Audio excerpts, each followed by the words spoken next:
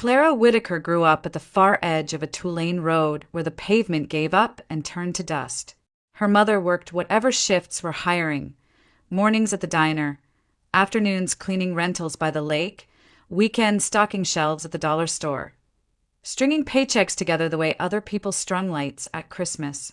Some months the electricity bill won, some months the rent did. What never changed was the quiet pact between them. They would make it through the week, and then make it through the next. School was where the world took inventory. Kids noticed shoes first.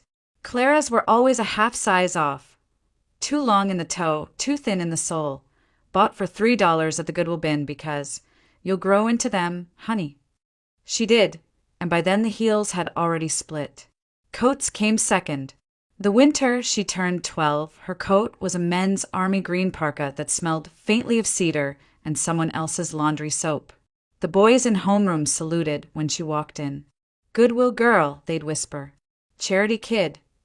The words were small stones that somehow found their way into her pockets, heavy by the last bell. Her mother, Nancy, fought back with an iron and a gentle kind of defiance. She pressed collars flat, stitched buttons with dental floss when thread ran out, and wrote notes on napkins tucked into Clara's lunch. "You are not what they say." Still, the cafeteria had its own currency. Brand-name chips, new backpacks, the right logo on a T-shirt. Clara learned early that these things could quiet a room in ways perfect grades never did. She discovered invisibility by habit. Head down, homework and on time, no trouble. Sundays, when her mother wasn't scheduled, they walked through the church rummage sale before service, pretending it was just to say hello to the ladies at the bake table. Clara learned to read labels with a kind of hope. 100% cotton meant the shirt might last through spring.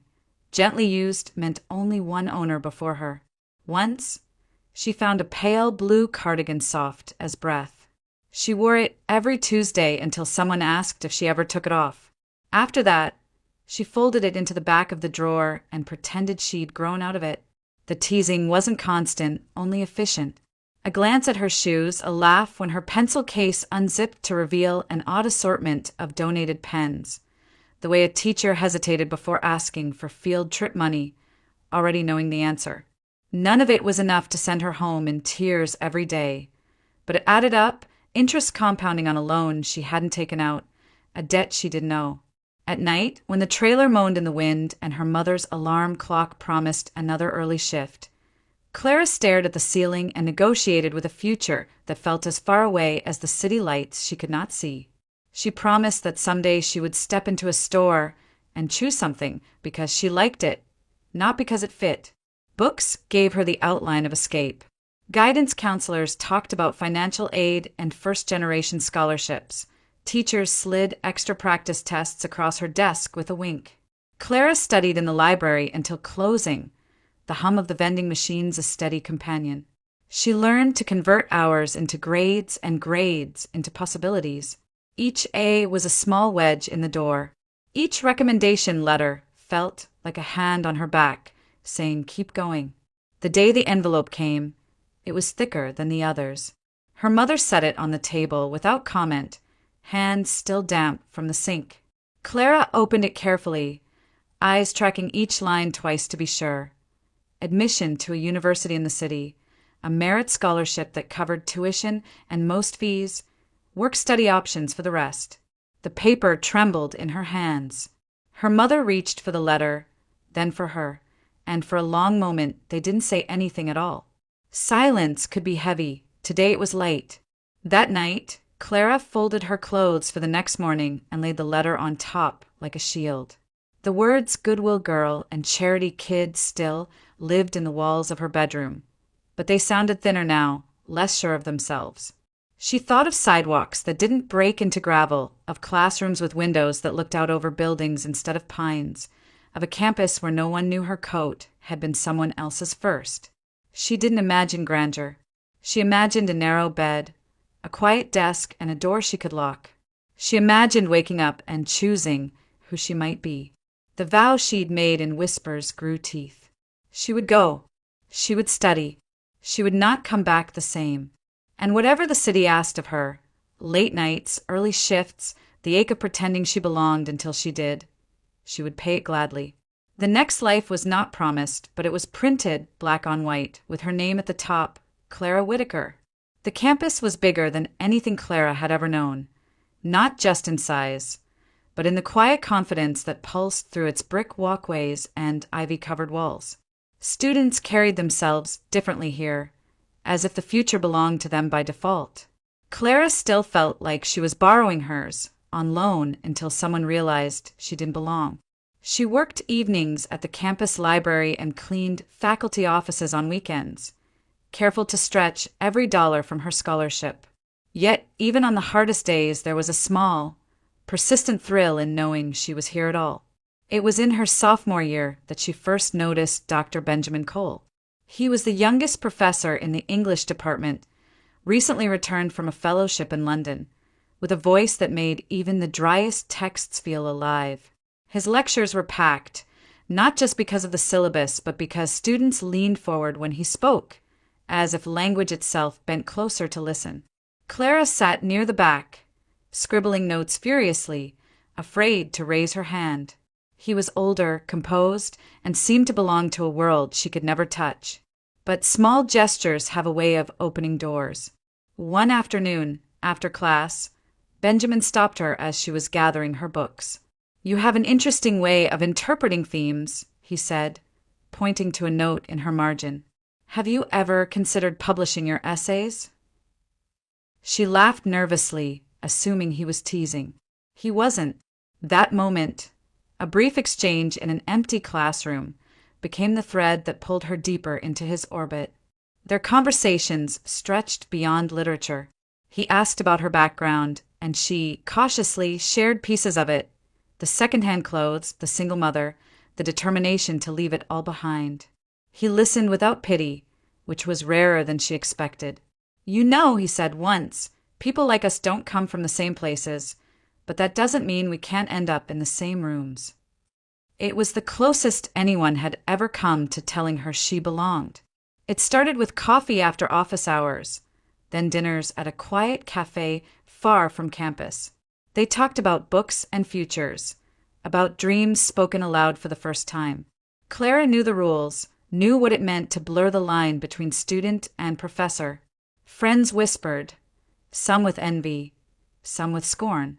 A senior warned her she was just a chapter in his career.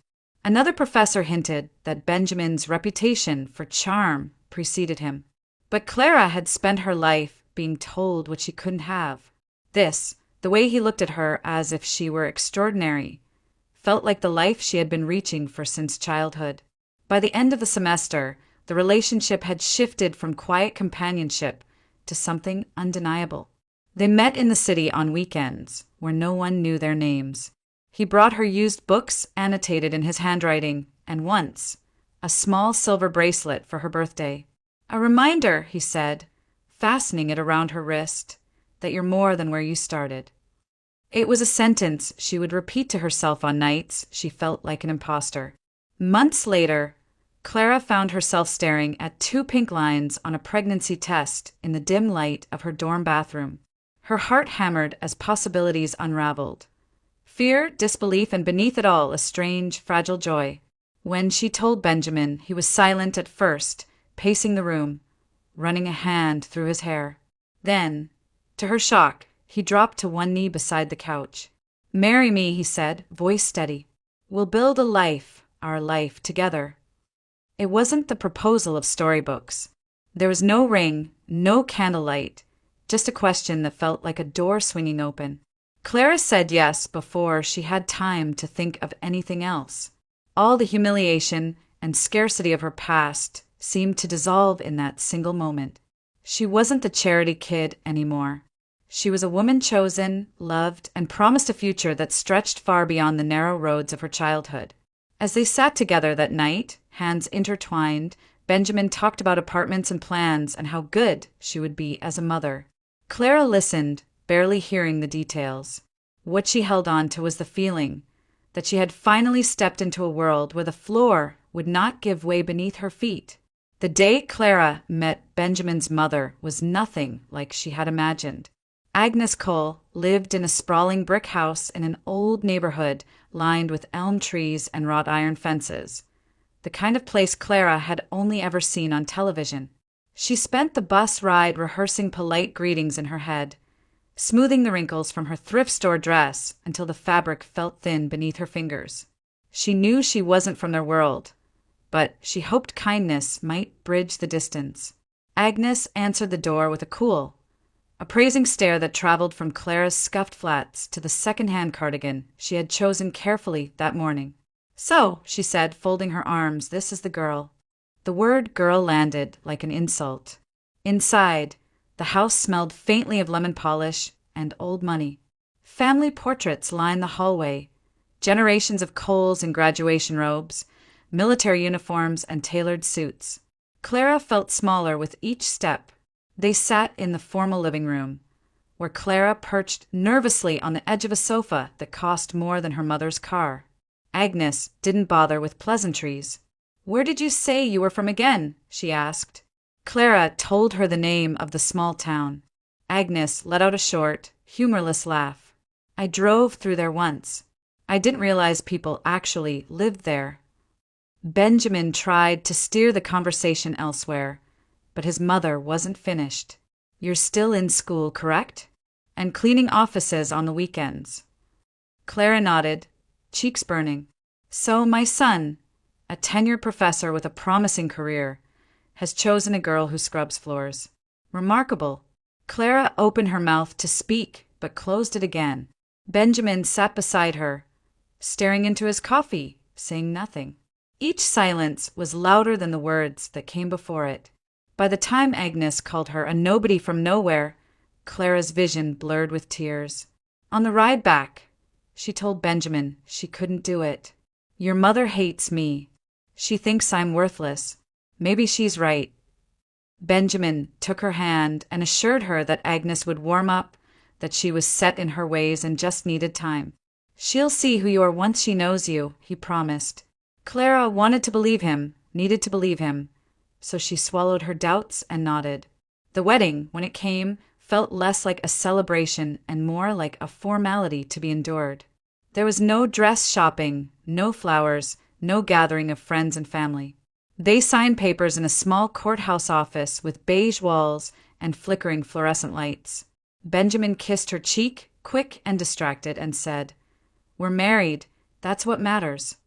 Clara told herself he was right, but as they walked out into the drizzle without a single photo or bouquet, the day felt unfinished, like a story missing its middle. The next morning, still wearing the glow of newlywed hope, Clara woke early and set the table for breakfast. She imagined they might talk about honeymoon plans or even look for a small apartment together. But Agnes had other plans. She was waiting in the kitchen with a large bowl of unwashed potatoes. "Here," she said, setting them down with a thud. "Peel these. This is your wedding feast." Clara stared at the potatoes, unsure if it was a joke. Agnes wasn't smiling. Benjamin, already pulling on his jacket, said he had to help his mother in the garden and left without another word. The sound of the door closing was louder than it should have been. Clara peeled the potatoes one by one, the knife slipping in her trembling hands. She thought of the courthouse, of the promises Benjamin had made, of the future she had pictured when she said yes. None of it looked like this, alone in a stranger's kitchen, peeling vegetables while her new husband walked away. By the time the bowl was full, her tears had fallen into the water, indistinguishable from the salt she had added to keep the potatoes from browning. In that quiet kitchen, beneath the weight of her new last name, Clara felt something shift. The girl who once believed love could erase the past now understood how heavy contempt could be, how it could fill a room, how it could settle over a life before it even began. The house on Hawthorne Street was beautiful by any measure. High ceilings, polished oak floors, sunlight filtering through lace curtains in the afternoons. But for Clara, it became a cage long before she realized it. Agnes ruled every inch of it with an iron certainty. She decided what meals were acceptable and how they should be prepared, correcting Clara's every move. "No, no, not like that," she would say, snatching the spoon from her hand. We don't fry chicken in cheap oil here. Even the way Clara folded laundry drew commentary. You must have learned this sloppiness in that little town of yours, Agnes would mutter, shaking her head. Clara tried to carve out small pockets of independence, a walk to the corner store, a visit to the library, but those too were quickly fenced in. Agnes demanded to know where she was going, for how long and why. If she was late, even by 10 minutes, the questions turned sharp. What kind of wife wanders around while her husband works? She would say, her tone dripping with accusation. The house grew smaller with each passing week, as if the walls themselves were inching closer. Benjamin, once attentive and warm, began to change too. At first, it was small things, missed dinners, distracted conversations. But then came the day he handed Clara an envelope with her university paperwork inside. I think it's time you took a break, he said. Pregnancy is hard. You need to focus on the baby. Clara stared at the withdrawal forms, her throat tightening. But I'm so close to finishing the semester, she protested. I can manage both. Benjamin shook his head, his voice calm but final. It's not up for debate. My mother and I both agree. The best thing for you, for the baby, is to rest. School can wait. And with that, her dream, the one she had built from library nights and scholarships and relentless studying, was quietly taken apart. Days blurred into weeks, and the list of chores multiplied. Clara cooked meals she didn't like, scrubbed floors that were already clean, and washed linens that barely needed it. If she moved too slowly, Agnes sighed loudly and muttered about how women from proper families knew how to run a household. If she did something differently, Agnes reminded her that in this family we have standards. The worst moments weren't the insults, but Benjamin's silence. When Clara told him how humiliated she felt, he only shrugged. She's old-fashioned, he said. Don't take it personally. When she asked for help, he reminded her that he worked all day to provide for them. You're lucky you don't have to worry about anything but the house, he said, as if that were a kindness. Pregnancy made everything heavier. Her body ached, her back throbbed, and some mornings nausea kept her curled on the bathroom floor.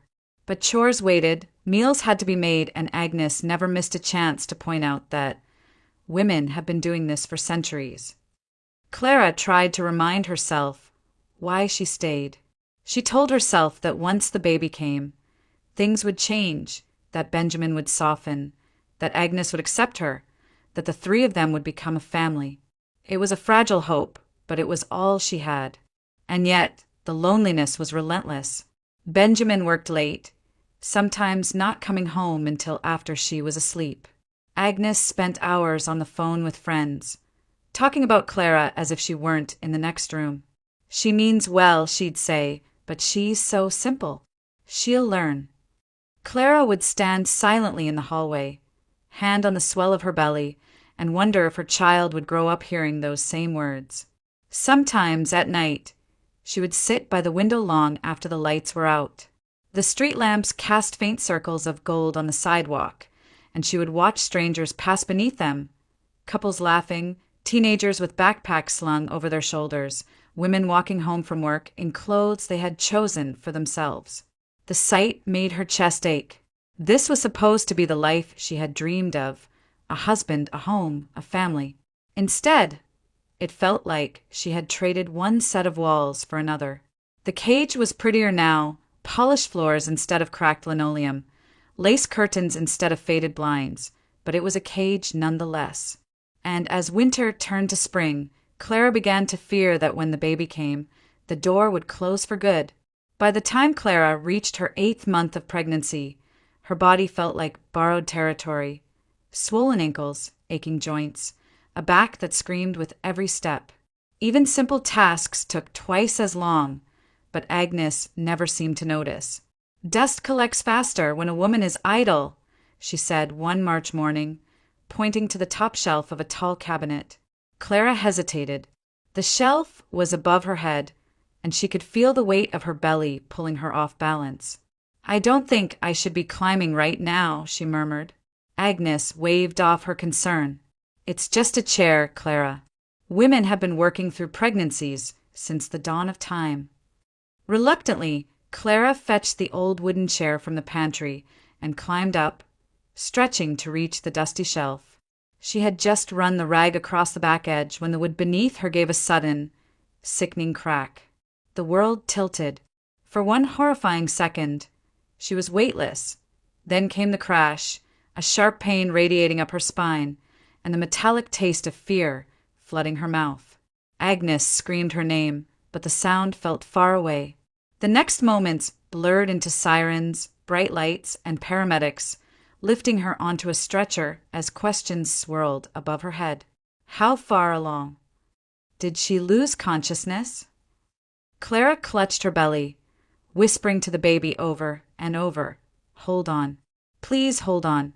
At the hospital, doctors spoke quickly and calmly. There was internal bleeding, they said. They had to deliver the baby now.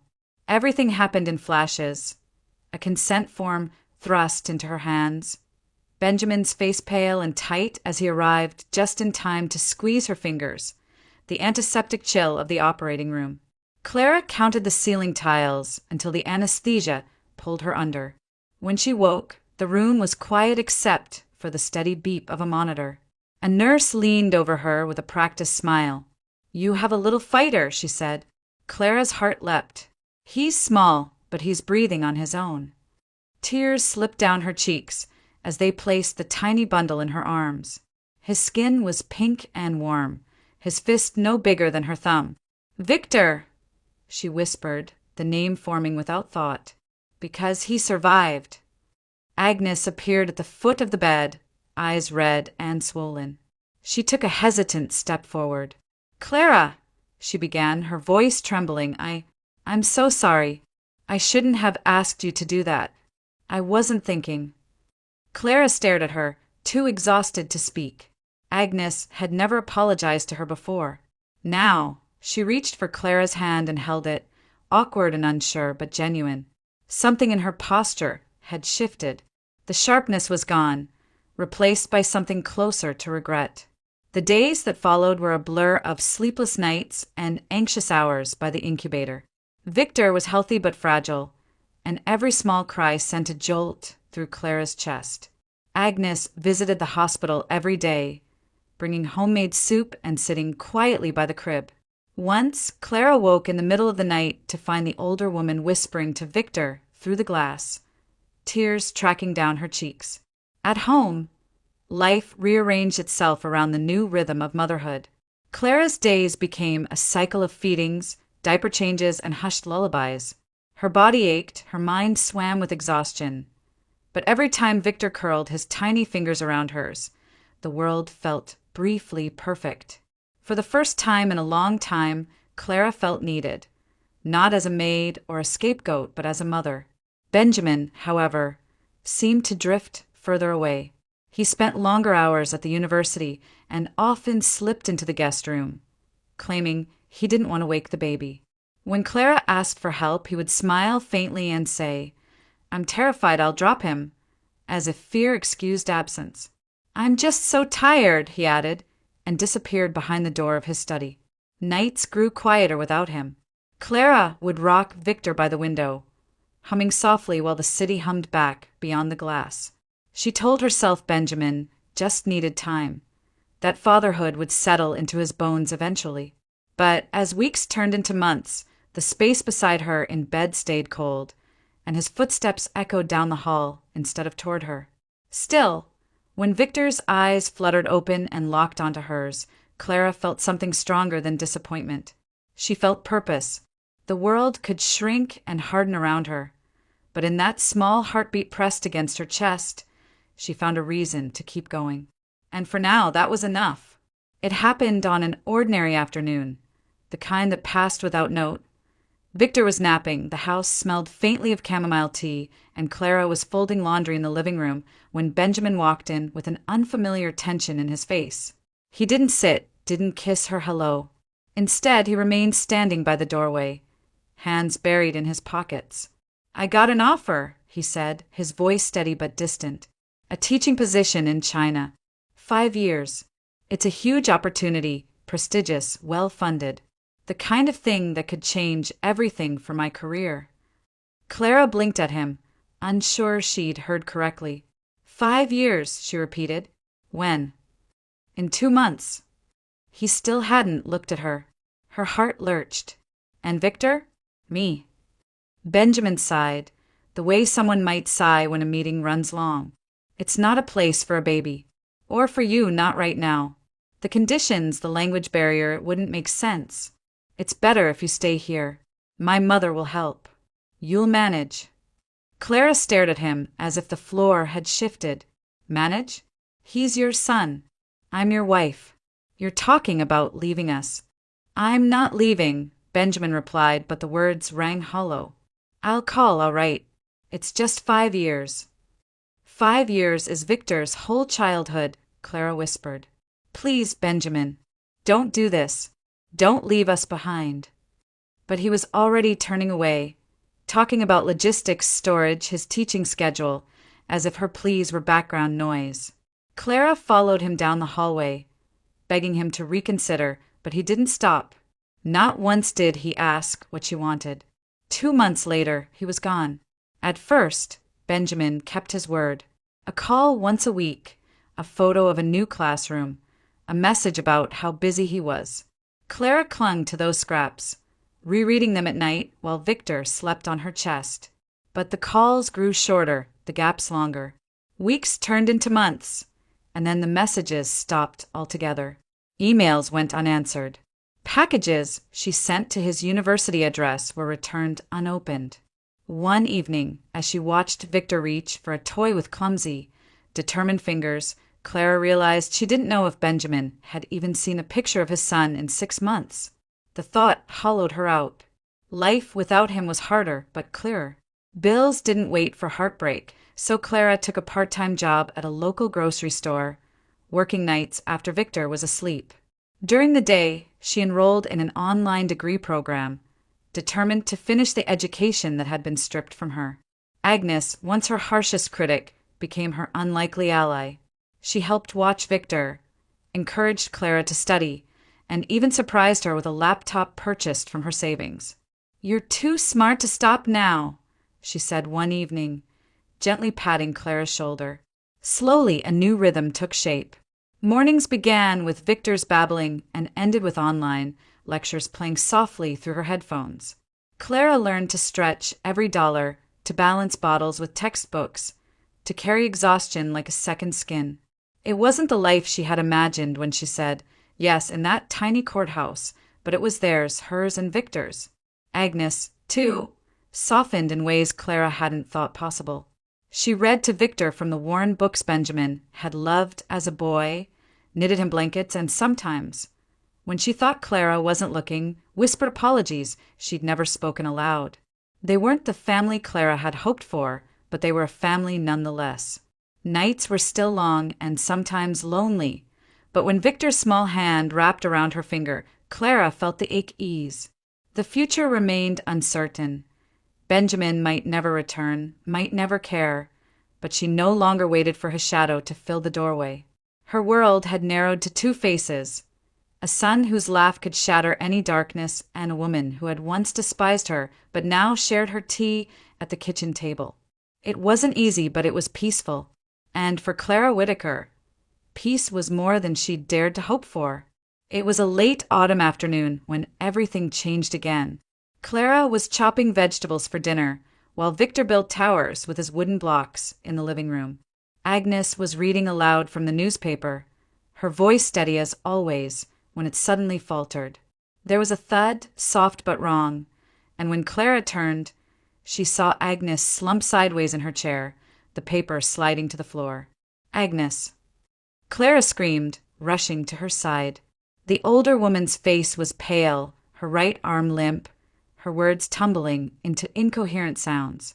Clara called 911 with shaking hands, whispering reassurances as sirens drew closer. "Hold on. Please hold on." At the hospital, fluorescent lights hummed above her as doctors spoke in measured tones. Agnes had suffered a major stroke. She was alive, but the right side of her body was paralyzed, and her speech was badly impaired. With therapy, she may regain some mobility, one doctor explained, but she will need constant care, likely for the rest of her life. When they suggested a long-term care facility, Clara shook her head. "No," she said, her voice firmer than she felt. "She's family. She'll come home with us." The doctor hesitated. "It will be a heavy responsibility," he warned. Clara only nodded. "She's like a mother to me now. I'm not abandoning her." The weeks that followed were grueling. Agnes returned home in a wheelchair, her speech limited to broken phrases, her frustration spilling out in tears she tried to hide.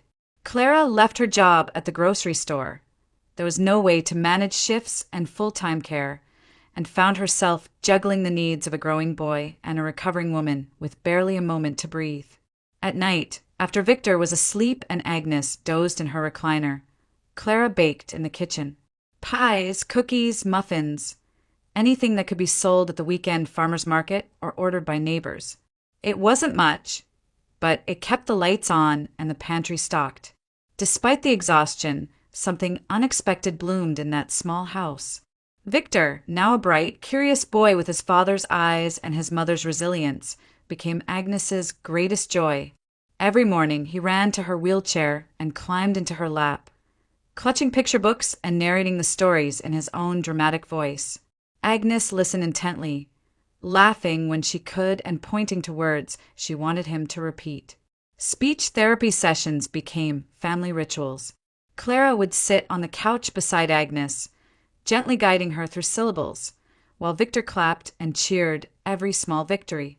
"Say sunshine, Grandma," he'd coax. "Sunshine." And when the word came out slurred but recognizable, he threw his arms around her neck. "You did it," he'd shout, and Agnes's eyes would shine with tears. Evenings were their favorite time. Clara would light a small candle on the table, and the three of them would share dinner, sometimes simple bowls of soup, sometimes the slightly imperfect pastries from her nighttime baking. They told stories, laughed over Victor's jokes, and, on quiet nights, listened to the rain against the windows. The house that had once felt like a prison now pulsed with warmth. Clara often thought about the irony of it all, how the woman who had once called her worthless had become someone she now tucked into bed every night, someone whose gratitude came in the squeeze of a hand or the hint of a smile. Agnes, softened by vulnerability, often reached for Clara's hand and whispered, "Thank you." And Clara, meaning every word, would answer, "Your family." There were still difficult days. Some mornings Agnes refused therapy, too frustrated to try. Some nights Clara cried quietly at the kitchen table, overwhelmed by bills and exhaustion. But then Victor would appear in his pajamas, curl into her lap, and ask her to tell him stories about the town she'd grown up in. Or Agnes would pat her hand and murmur, "Good girl," her voice still clumsy but full of love. And in those moments, Clara felt something she hadn't felt in years. Home. Not the kind built by money or marriage, but the kind stitched together by shared struggle, forgiveness, and love. It was a fragile piece, but it was real, and in its quiet corners, Clara allowed herself to believe that maybe, just maybe, they had finally found their family. She didn't know then that peace is often the stillness before the storm. 3 years slipped by in quiet, measured days. Victor was 4 now, curious, imaginative, and endlessly talkative, and Agnes had regained enough strength to walk short distances with a cane. Life was still hard, but it had become familiar, even peaceful. Clara had learned to live without Benjamin's presence, without his voice or his promises. She no longer checked her email hoping for a reply, no longer replayed old messages late at night. The silence had settled around them like an old quilt, not warm but bearable. Then, on a rainy afternoon in late September, that silence shattered. Clara was helping Agnes practice her steps near the kitchen table, while Victor built a fort out of couch cushions. She heard the front door open, footsteps heavy and unfamiliar. For a moment, she thought it might be the landlord. But then she heard a voice she hadn't heard in years, deeper, colder, but unmistakable. "Clara." She turned, the room tilting slightly. Benjamin stood in the doorway, suitcase by his side, rainwater dripping from his coat. Beside him was a young woman, barely older than Clara's students at the community college, with glossy black hair and a sharp, assessing gaze. She clung to Benjamin's arm as if she'd always belonged there. Before Clara could speak, Benjamin dropped the news like a stone. "This is Nika. She's going to be living here." The words didn't register at first. Living here? Clara echoed, her voice barely above a whisper. "Yes," Benjamin said simply, as if explaining something obvious. "Things have changed. I've changed. And this," he gestured toward the young woman, who smiled like a cat, "is the future. You need to move out." Clara stared at him. "Move out? This is my home. Victor's home." Benjamin's expression hardened. "My home. My name is still on the deed. And Victor will stay here with me. It's time you stopped clinging to something that's over." Nika stepped forward, her heels clicking against the hardwood. "He's right," she said, her voice sugar-sweet and venomous. "Honestly, I don't know how you've managed all this time. It must be exhausting playing housekeeper." Clara blinked. "Excuse me."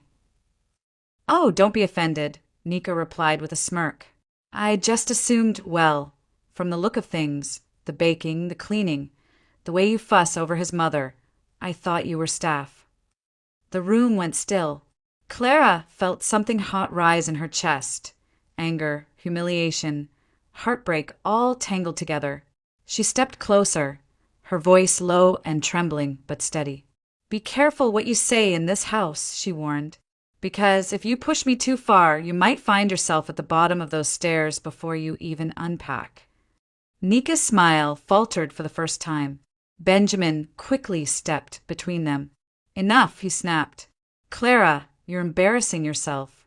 This bitterness, it's exactly why I don't want Victor growing up around you. You're stuck in the past. You're old and provincial. And frankly, you're holding everyone back." The words hit harder than any slap. Old, provincial.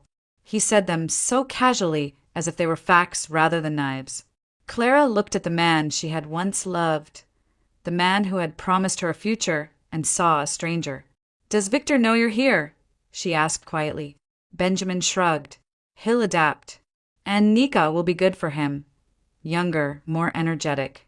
Even my mother will like her once she gets to know her." Agnes, silent until now, gripped her cane so tightly her knuckles turned white. Victor peeked out from behind the couch, confusion clouding his small face. Clara knelt and pulled him close, her heart breaking as she whispered, "It's okay, baby. It's okay." But nothing about this was okay. The man who had once kissed her forehead and promised forever was now throwing her out of the only home she had built. The boy who had been the center of her universe was suddenly a pawn in Benjamin's new life. And the woman who had called her worthless was now, apparently, replaceable too. Clara stood there, holding Victor against her, the sound of rain still tapping against the windows. The humiliation was suffocating, not because Benjamin had betrayed her again, but because this time he didn't even see her as someone worth betraying. She was just disposable. And for the first time in years, Clara felt the faint stirrings of something sharper than grief, a cold, steady resolve beginning to form beneath the ruin. For the first time since Benjamin's return, Clara slept without tears. Not because the pain was gone, far from it, but because something colder, sharper had taken its place. Humiliation had burned itself into resolve. When Benjamin repeated his demand the next morning, "Pack your things, Clara. Be gone by the end of the week," she simply looked him in the eye and said, "No." He laughed at first, a dry, incredulous sound. "You don't have a choice," he said, gesturing around the living room. "This is my property. My name's on everything." "Is it?" she asked quietly. It turned out it wasn't. Benjamin had purchased the apartment before their marriage. But after Victor's birth, the deed had been amended to include both of their names, a fact Benjamin had either forgotten or assumed Clara was too naive to know. But Clara had kept every document, every receipt, every letter. And now, She spread them across the kitchen table like pieces on a chessboard. She met with a lawyer the following week, a calm, meticulous woman named Andrea Morales who listened to her story without interruption. "You have a strong case," Andrea said, sliding her glasses down her nose. "He abandoned both you and his child for over 3 years, provided no financial support, and now he's attempting to evict you from a jointly owned property. We'll challenge the divorce petition, seek full custody, and request child support and spousal maintenance." For weeks, Clara became a collector of evidence. She dug through old emails showing Benjamin's absence, bank statements proving she had paid household expenses alone, and Victor's pediatric records listing her as the sole guardian present. She kept records of Agnes's care, hospital discharge papers, physical therapy notes, even photos of the modifications she'd made to the house for accessibility. Agnes herself, her speech still halting but her memory sharp, insisted on testifying. "She took care of me," she said one afternoon, gripping Clara's hand. "Not him. Her." Even the neighbors rallied to her side. Mrs. Ellison from across the street offered to testify that Benjamin hadn't been seen once in 3 years. Mr. Patel, who often bought Clara's pies, wrote a sworn statement about how she had supported Victor and Agnes on her own. Bit by bit, Clara built not just a case, but a portrait of truth that no courtroom could ignore. When the day of the hearing arrived, the tension inside the courthouse felt like a held breath. Benjamin strode in with an expensive attorney and an air of superiority, Nika at his side in a tailored suit. Clara sat quietly beside Andrea, Victor's small hand tucked into hers. Agnes was there too, seated near the front, her cane resting against the bench. Benjamin's attorney argued first, painting Clara as a dependent homemaker who refused to move on and hindered her husband's career. He claimed Benjamin had offered reasonable arrangements and that Victor would thrive under his father's care. Clara listened without flinching. Then it was Andrea's turn. She began by detailing Benjamin's disappearance, the dates he stopped contacting Clara, the absence of financial support, the lack of involvement in his son's life. She presented receipts of Clara's income from her baking business, evidence of her enrollment in online courses, and statements from neighbors describing her as a devoted mother and caregiver. Then she held up photos of Agnes in the hospital and letters from her doctors, documents Benjamin had never even signed. "For 3 years," Andrea said, her voice steady but sharp, "this woman cared for his mother, raised his child, and maintained the home, all without a single dollar or word from him. And now he returns and demands she leave. That is not justice. That is abandonment followed by cruelty." Benjamin's composure cracked under cross-examination. He stammered when asked why he hadn't visited Victor. He had no explanation for why he hadn't paid a cent toward household expenses. And when shown the property deed, with Clara's name clearly printed beneath his, even his attorney's confident mask slipped. Nika shifted uncomfortably in her seat as Andrea addressed the court one final time. "This apartment is not his alone," she said. "It is a marital asset, and no amount of arrogance changes the fact that he cannot simply throw her and their child out." The judge's ruling would take weeks, but the tone in the courtroom had shifted. Benjamin no longer looked triumphant. He looked cornered. And Nika, once so smug, sat frozen as she realized the fresh start she had envisioned didn't include taking Clara's home. As they left the courthouse that day, Clara held Victor's hand and exhaled deeply. She had walked into that room feeling like a discarded wife. She walked out as something else entirely, a mother, a fighter, and a woman who refused to be erased. The battle wasn't over, but for the first time in a long time, dignity didn't feel like a memory. It felt like a weapon, and Clara intended to wield it. The verdict came on a warm afternoon in late spring. Clara sat in the courtroom with Victor beside her, his small legs swinging nervously beneath the bench, while Agnes gripped her hand with surprising strength. The judge's voice was calm, deliberate, and final, each sentence landing like a stone in still water. Custody of the minor child, Victor Cole, will be awarded to his mother, Clara Whitaker, the judge declared. Given the father's extended absence, lack of financial contribution, and failure to maintain a relationship with the child, the court finds it in the child's best interest to remain with his primary caregiver. Benjamin shifted uncomfortably in his seat, his lawyer leaning in to whisper something he ignored. Furthermore, the judge continued, the residence at 412 Hawthorne Street shall remain the primary home of the child and his mother. Mr. Cole has no legal authority to evict Mrs. Whitaker, as the property is jointly owned. He is ordered to pay monthly child support and spousal maintenance. Any attempt to withhold payment will result in legal action, including potential wage garnishment. The words hung in the air. For a long moment, the only sound was the rustling of papers as the bailiff recorded the decision. Clara sat frozen, her breath shallow, her heart pounding. It was over. Benjamin stood, his face pale and disbelieving. "This is ridiculous," he hissed, his voice carrying across the quiet courtroom. "She's manipulating the system. I'm his father." The judge looked at him over the rim of his glasses. "You abandoned your family for over 3 years, Mr. Cole. You have obligations, not privileges, and this court will enforce them." Nika, seated a row behind Benjamin, stared straight ahead, her expression unreadable.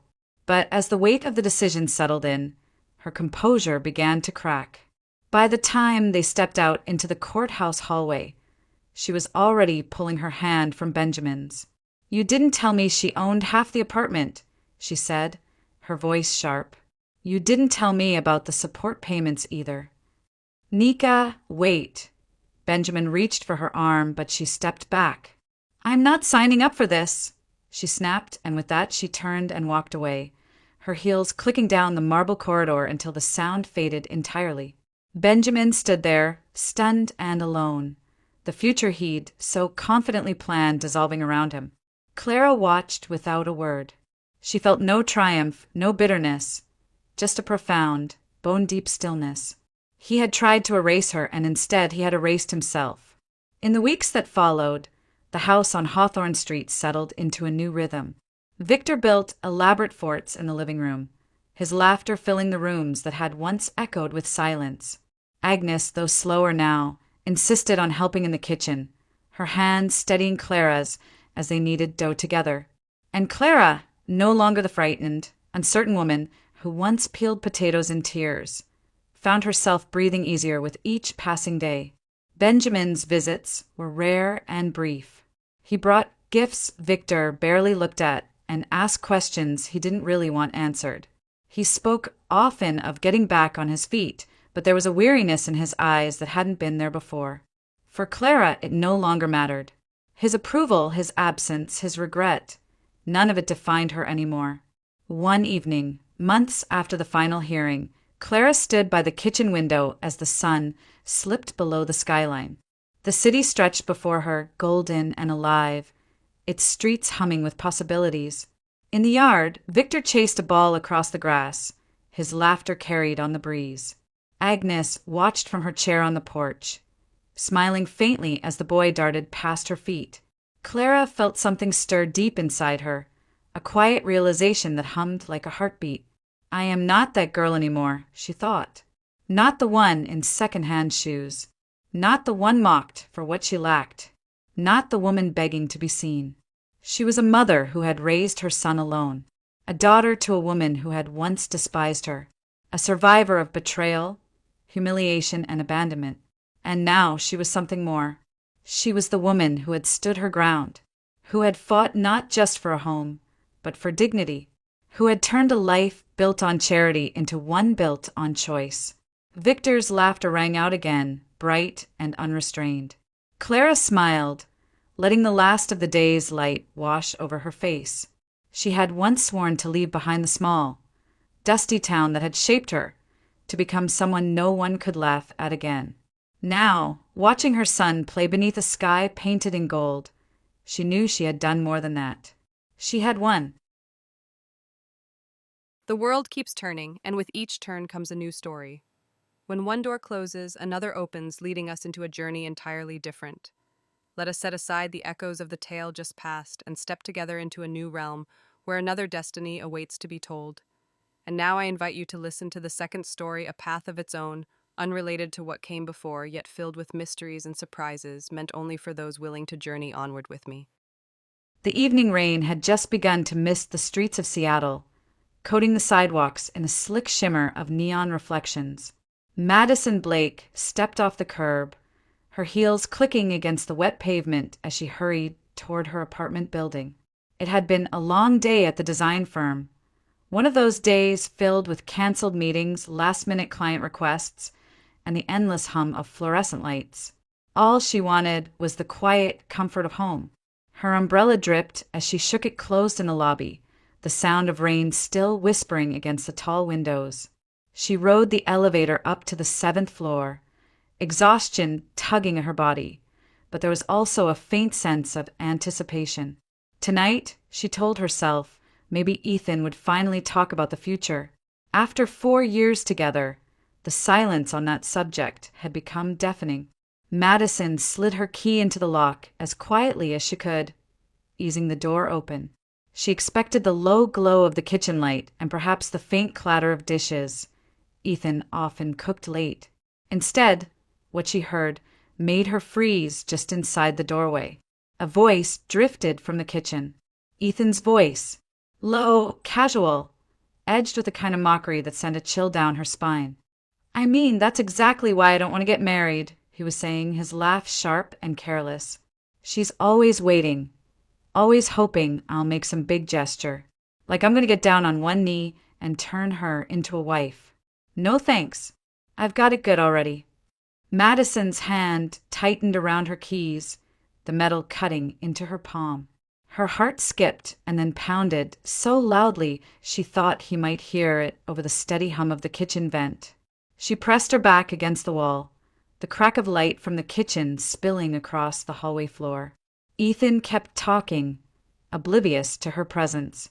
"Besides, Natalie's been amazing lately. You know how it is. She's fun. She's not pushing for anything. Brings me homemade empanadas, keeps me laughing at work. She gets it. Honestly, the business trip was, let's just say it wasn't a waste of time." His chuckle was rough, self-satisfied. Natalie Perez. Madison knew the name well. She was Ethan's colleague, the one he always mentioned casually in conversation. Too casually, Madison had brushed off the gnawing suspicion more than once, telling herself it was just her imagination. But hearing her name roll off his tongue now, wrapped in smugness and implication, stripped away every defense she had left. She felt cold all over, as if the damp Seattle air had followed her inside and settled in her chest. For years of building a life together, introducing him to her parents, sharing holidays, paying rent together, weaving his friends into her circle until their lives felt inseparable. For years of believing he was simply waiting for the right time, the right moment to make things official. And yet here he was laughing at her, telling someone on the other end of the line that marriage was nothing he wanted, that he already had everything he needed. Her loyalty, her care, her silence, and Natalie's attention on the side. Madison's pulse roared in her ears. She felt the sting of humiliation crawling up her neck, a hot flush against the icy numbness of betrayal. She wanted to storm into the kitchen, to demand answers, to throw the truth back at him, but her body refused to move.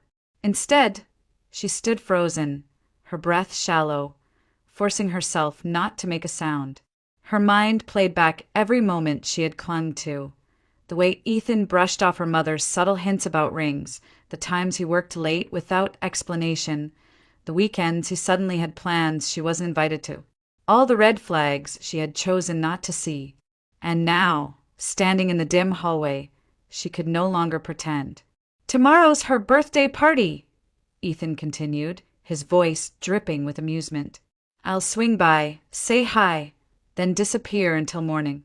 She won't question it. She never does. That's the beauty of it. Madison always waits, always forgives." Another laugh, careless and cruel. Something inside Madison snapped. She couldn't bear to hear another word. With deliberate force, she swung the front door shut behind her. The slam echoed through the apartment like a gunshot. The kitchen fell silent. A chair scraped against the tile, then Ethan's footsteps approached. He rounded the corner, phone still in his hand, his expression momentarily startled before smoothing into a practiced smile. "Hey, you're home early," he said, kissing her cheek as if nothing had happened. His tone was light, almost teasing. "I was just talking to Vasquez about his birthday tomorrow. He invited me out, thought I'd go for a bit. You don't mind, right?"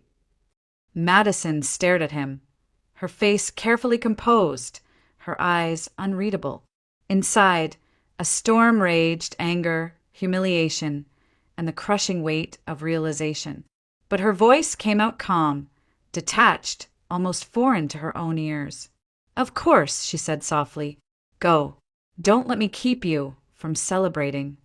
Ethan smiled, clearly relieved, mistaking her composure for indifference. He squeezed her shoulder, oblivious to the hurricane he had unleashed. Madison turned away, walking down the narrow hallway toward the bedroom. Each step felt heavy, yet precise, as if her body was moving on instinct. She needed space, she needed time, she needed to breathe before the walls collapsed around her. Behind her, Ethan rummaged in the fridge, humming to himself, already back to his routine. But Madison knew nothing would ever be the same. In the quiet of the bedroom, she sank onto the edge of the bed, her hands trembling as she pulled her phone from her purse. She typed a quick message to Olivia Barnes, her closest friend. "We need to talk. Tomorrow. It's serious."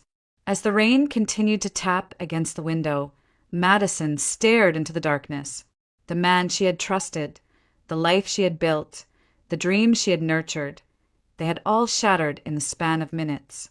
And for the first time in 4 years, she allowed herself to face the truth. The relationship she thought was her future had been nothing more than a carefully crafted illusion. The following morning broke gray and heavy, the kind of Seattle morning where the clouds pressed so low it felt as though the sky itself might collapse. Madison moved through her apartment with the same quiet precision she had mastered the night before. Ethan shuffled around, humming as he buttered toast, oblivious to the storm brewing just a few feet away. Her expression was calm, her voice measured, as if nothing in the world had shifted. But inside, Madison carried the weight of a revelation so sharp it threatened to pierce through her every gesture. She had listened. She had heard everything. And while Ethan poured his coffee and chatted about work, she was already pulling the threads of her life apart in her mind, planning an escape that would be clean, final, and irreversible. At the office, she wore the same professional smile. Her colleagues spoke of deadlines, of clients, of the upcoming charity gala. Madison nodded, contributed when necessary, but her thoughts spun elsewhere. Beneath the desk, her fingers flew across her phone. "We need to meet," she texted Olivia Barnes, her closest friend since college. "Tonight. I can't stay here anymore." The reply came within seconds. "Say when and where. I'm there." Relief bloomed faintly in Madison's chest. Olivia had always been her anchor, the one who saw past her composure, the one who never judged. If anyone could help her sever the ties, it was Olivia. The day stretched endlessly, but as soon as the clock edged past 5, Madison left the office, the drizzle outside already dampening the streets. She drove across town, her knuckles white around the steering wheel, until she reached the small cafe near Pike Place Market where Olivia waited. The two women embraced in silence before Madison finally spoke. Her voice cracked as she recounted the phone call she had overheard, Ethan's cruel laughter, Natalie's name. Olivia listened, her brows knit, her eyes blazing with anger on Madison's behalf. "You can't stay there," Olivia said firmly. "Not another night. You deserve better than this, Maddie. Pack your things. You can crash at my place until you figure out the rest. We'll find you somewhere safe." Madison's throat tightened. The words were simple, but they steadied her more than she realized. For the first time since last night, she felt less alone. That evening, back in the apartment, Ethan lounged on the couch watching a basketball game. He glanced up briefly, smiling at her as though nothing had changed. Madison smiled back, the kind of smile that concealed more than it revealed. While he focused on the screen, she slipped into the bedroom, closing the door softly behind her. She pulled an old leather journal from the nightstand drawer, tore out a blank sheet of paper, and began to write. Her handwriting was neat, deliberate, though her hand trembled with each word. Ethan, I listened last night. I know everything now. Your lies, your mockery, Natalie. For years of my life were not a game, but you treated them as though they meant nothing. This is the last time I'll ever write your name. She paused, staring at the ink, willing herself not to cry. Then she continued, Don't look for me. Don't call me. Don't pretend to be sorry. I will not forgive you, not this time. By the time you read this, I'll be gone. Consider this the only closure you'll ever get from me. She signed her name with a final flourish, folded the paper, and slipped it into an envelope. Leaving it on the nightstand, she rose with a quiet steadiness that surprised even herself. The rain outside had grown heavier, rattling against the window panes. Madison opened the closet and pulled down her old suitcase, its corners worn from years of travel. She set it on the bed, the zipper rasping in the silence. Piece by piece, she folded her clothes, sliding them into the case with mechanical precision. Shoes, toiletries, sketchbooks, the few keepsakes she refused to abandon. Everything else could stay. She wasn't interested in possessions. She was interested in freedom. The hum of the television in the living room was a dull reminder that Ethan remained oblivious, glued to his game while his life unraveled just behind the bedroom door. Madison moved quietly, her body tense with the fear of discovery, but her determination propelled her forward. By the time midnight crept across the city, the suitcase was packed.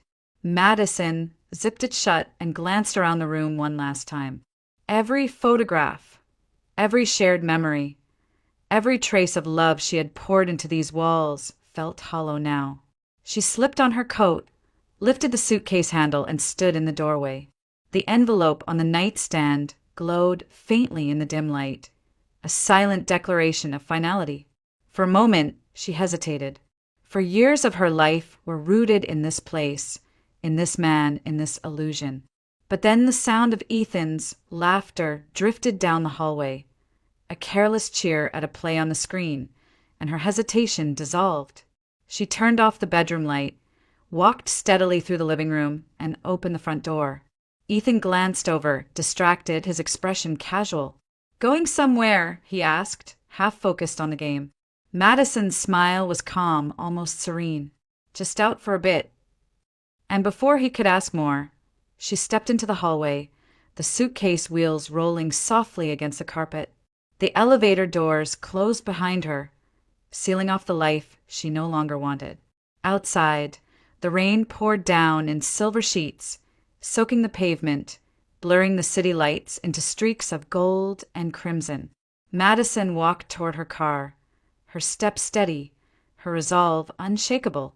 Tonight was not an ending. Tonight was the first step toward reclaiming herself. 2 days passed before Ethan realized Madison was truly gone. At first, he thought it was a bluff. He returned to the apartment that night to find her side of the closet emptied, her dresser drawers bare, the faint scent of her perfume lingering like a ghost in the air. The envelope on the nightstand was the final blow. He read the letter 3 times, the words sinking into him like knives. I listened last night. I know everything. Don't look for me. But Ethan Collins was not a man who gave up easily. Panic clawed at him in a way he had never felt before.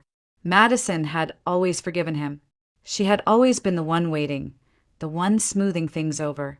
The idea that she had walked away without warning, without even a fight, sent him spiraling. By the 3rd night, he was camped outside Olivia Barnes's apartment, waiting. He knew Madison would go there. Olivia was her lifeline. And sure enough, As the evening rain began to fall, he spotted her silhouette stepping out of the building, suitcase in hand. "Madison!" His voice cracked across the street. She froze, her shoulders stiffening before she turned slowly. Ethan crossed the wet pavement, his eyes wild, his hair unkempt.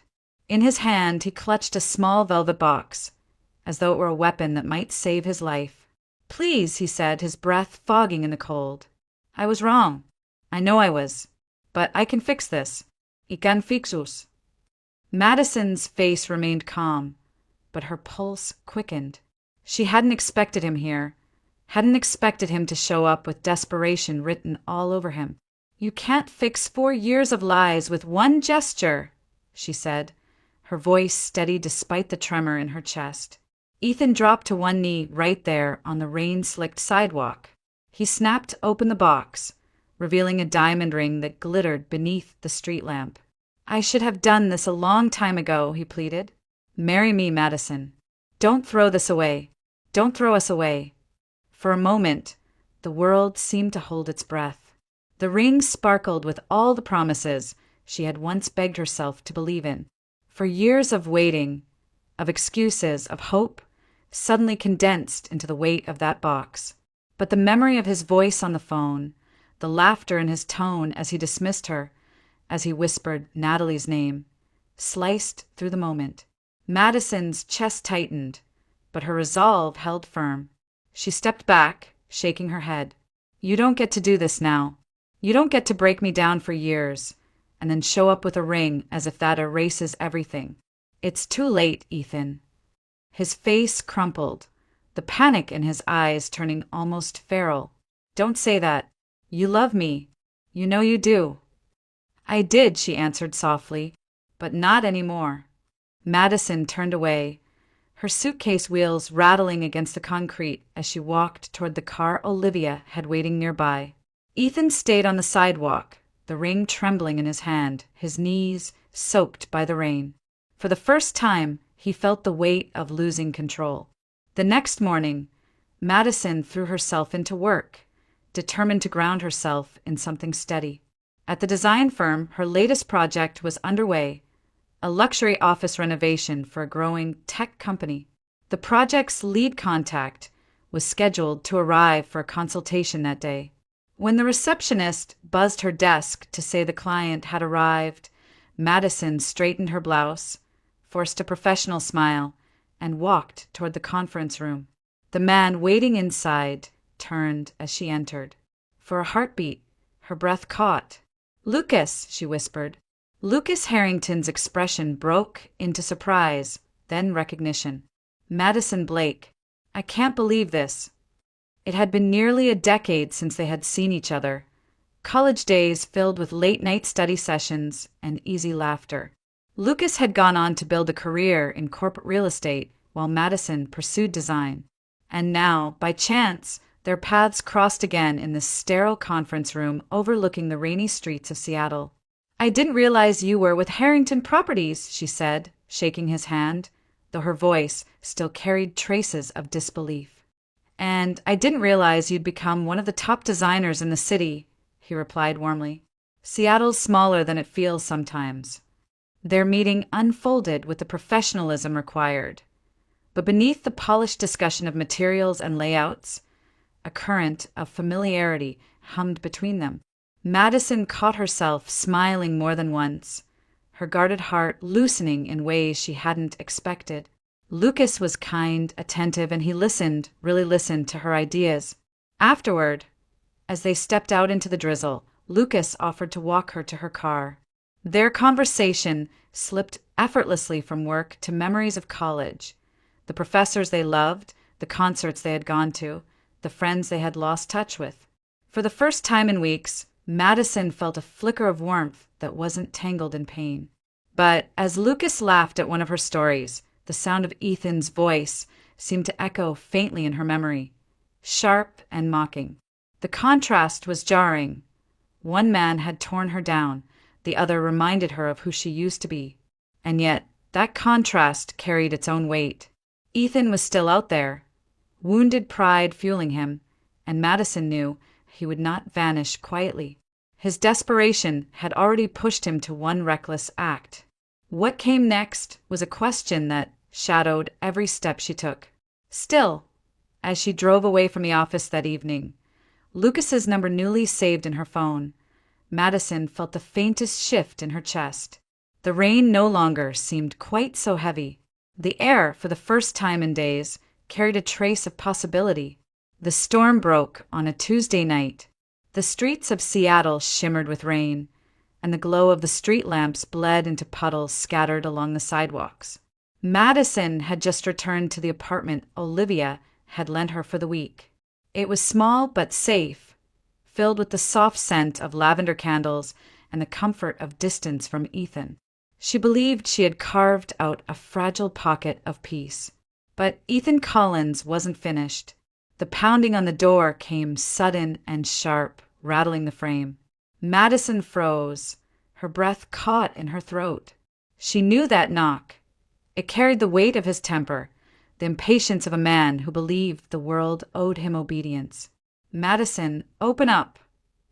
His voice was muffled but unmistakable, a furious demand slicing through the steady patter of rain outside. She clutched her phone, torn between calling the police and hoping he would simply go away. But hesitation cost her. Ethan had already figured out the building's code from years of visits. Within moments, the door lock clicked, and he forced his way inside. He looked disheveled, rain dripping from his hair, his jaw clenched tight. In his eyes burned a mix of desperation and rage. "You think you can just walk away from me?" he hissed, slamming the door shut behind him. Madison's heart pounded. She stepped back, holding her ground even as fear coiled in her chest. "You need to leave, Ethan. Right now." Instead, he advanced. "No, you don't get to decide this ends.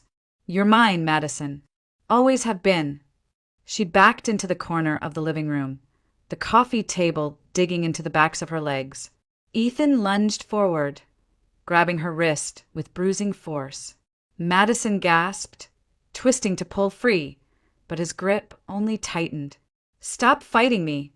His voice was raw, unhinged. Terror surged through her veins. She shoved against his chest, kicking out, her cry tearing through the apartment. "Let me go." The struggle sent a lamp crashing to the floor, shards scattering across the rug. Ethan pushed harder, his weight bearing down on her, his free hand reaching for her face as though to silence her. Madison fought with everything she had, scratching, kicking, twisting, but he was stronger, fueled by anger and obsession. In the chaos, her phone slipped from her hand, skidding across the hardwood floor. She reached for it desperately, but Ethan yanked her back, his breath hot against her cheek. And then another voice cut through the struggle. "Get your hands off her." The words rang out like a gunshot. Both turned toward the doorway. Lucas Harrington stood there, soaked from the rain, his chest heaving as he took in the scene.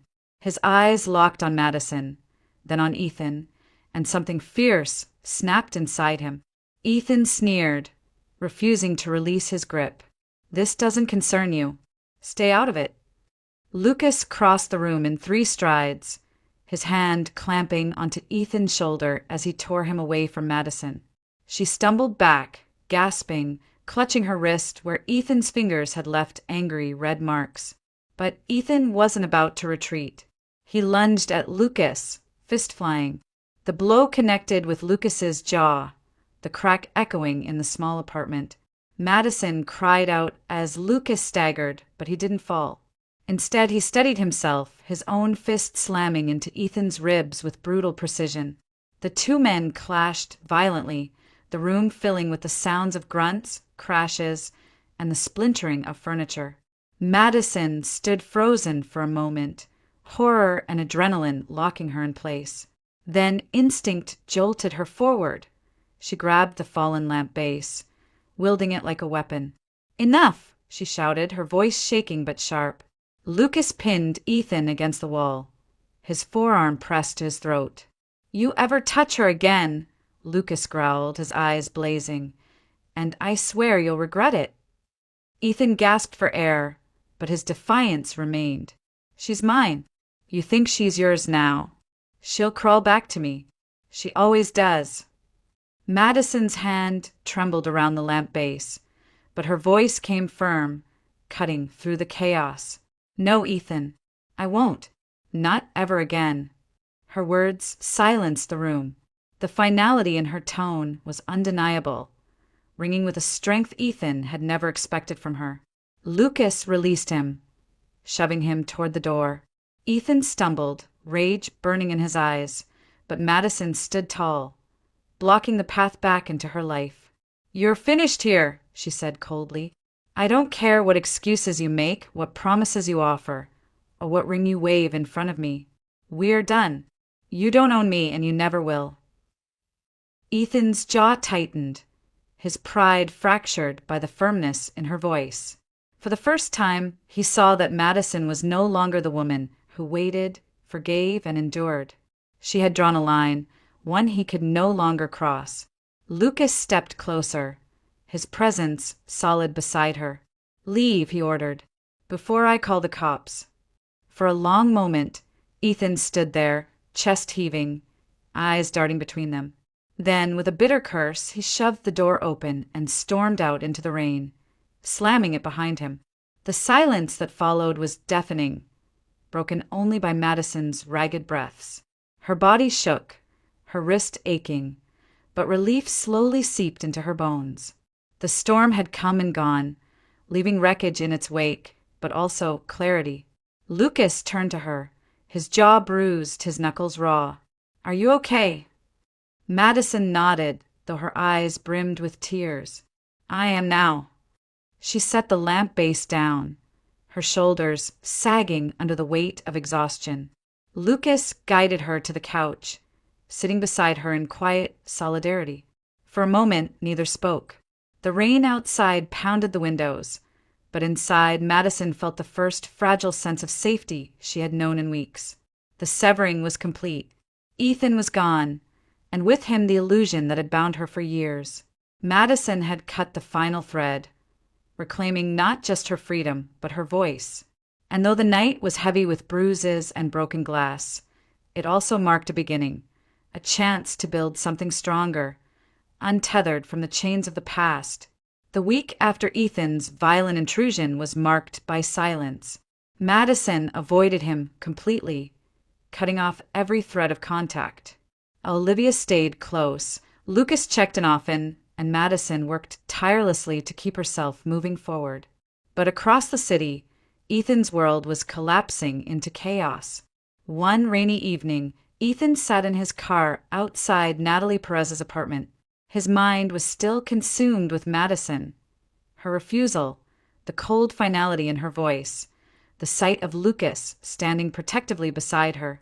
Every thought was poisoned by the fear that he had lost her forever. The door to Natalie's building opened, and she stepped out under the awning, clutching her coat tight around her. Her expression was anxious, her movements tense. She spotted Ethan and waved him inside. Within minutes, they were seated on her couch. Natalie's apartment was warm, filled with the faint scent of cinnamon and the soft clutter of someone who lived alone.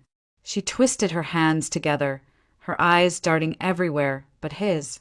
"There's something I have to tell you," she said finally, her voice trembling. Ethan leaned forward, impatience already sharpening his tone. "What now?" "Madison won't even look at me. I don't need more problems." Natalie's eyes brimmed with tears. She swallowed hard before forcing the words out. "I'm pregnant." The air seemed to collapse around them. Ethan froze, staring at her as though the syllables hadn't registered. "Pregnant," he repeated, his voice flat. She nodded, tears spilling down her cheeks. "I found out last week. I was going to wait, but after everything, I couldn't anymore. You needed to know." Ethan's chest tightened, his thoughts spiraling. He had chased Madison, begged her, humiliated himself on the street with a ring she refused to accept. Now here was Natalie, carrying the proof of his recklessness. He rose, pacing the small living room, running a hand through his hair. "This can't be happening," he muttered. "Not now." Natalie flinched at the words. Ethan, this isn't just happening to you. It's happening to me too. To us. I need to know what you're going to do. What he wanted, what he burned for, was Madison. Her face haunted him. Her rejection carved into his pride like a scar. He wanted to prove to her he could change, that she belonged with him. But now there was this, a life growing inside Natalie, a responsibility he couldn't ignore. He dropped heavily into a chair, burying his face in his hands. I can't lose Madison. Not like this. Natalie's expression hardened, her voice laced with quiet anger. You already did. She's gone, Ethan. And you can't keep chasing her while pretending this, me, the baby, doesn't exist. The weight of it pressed down on him. Two paths stretched before him, both impossible. One was duty, tethered to a woman he didn't love, to a child he hadn't wanted, but now couldn't deny. The other was Madison, the woman he claimed to love but had betrayed beyond repair. For the first time in his life, Ethan Collins felt trapped. The news traveled quickly, as such things always did. Olivia heard it first, from a colleague who knew Natalie at the firm. By the time it reached Madison, she was sitting in her office, reviewing sketches for a new client. Madison, Olivia said gently, closing the door behind her. You should hear this from me. Natalie's pregnant. It's Ethan's. Madison's pen stilled against the paper. For a moment, she said nothing, the words echoing in her head like a cruel refrain. Pregnant.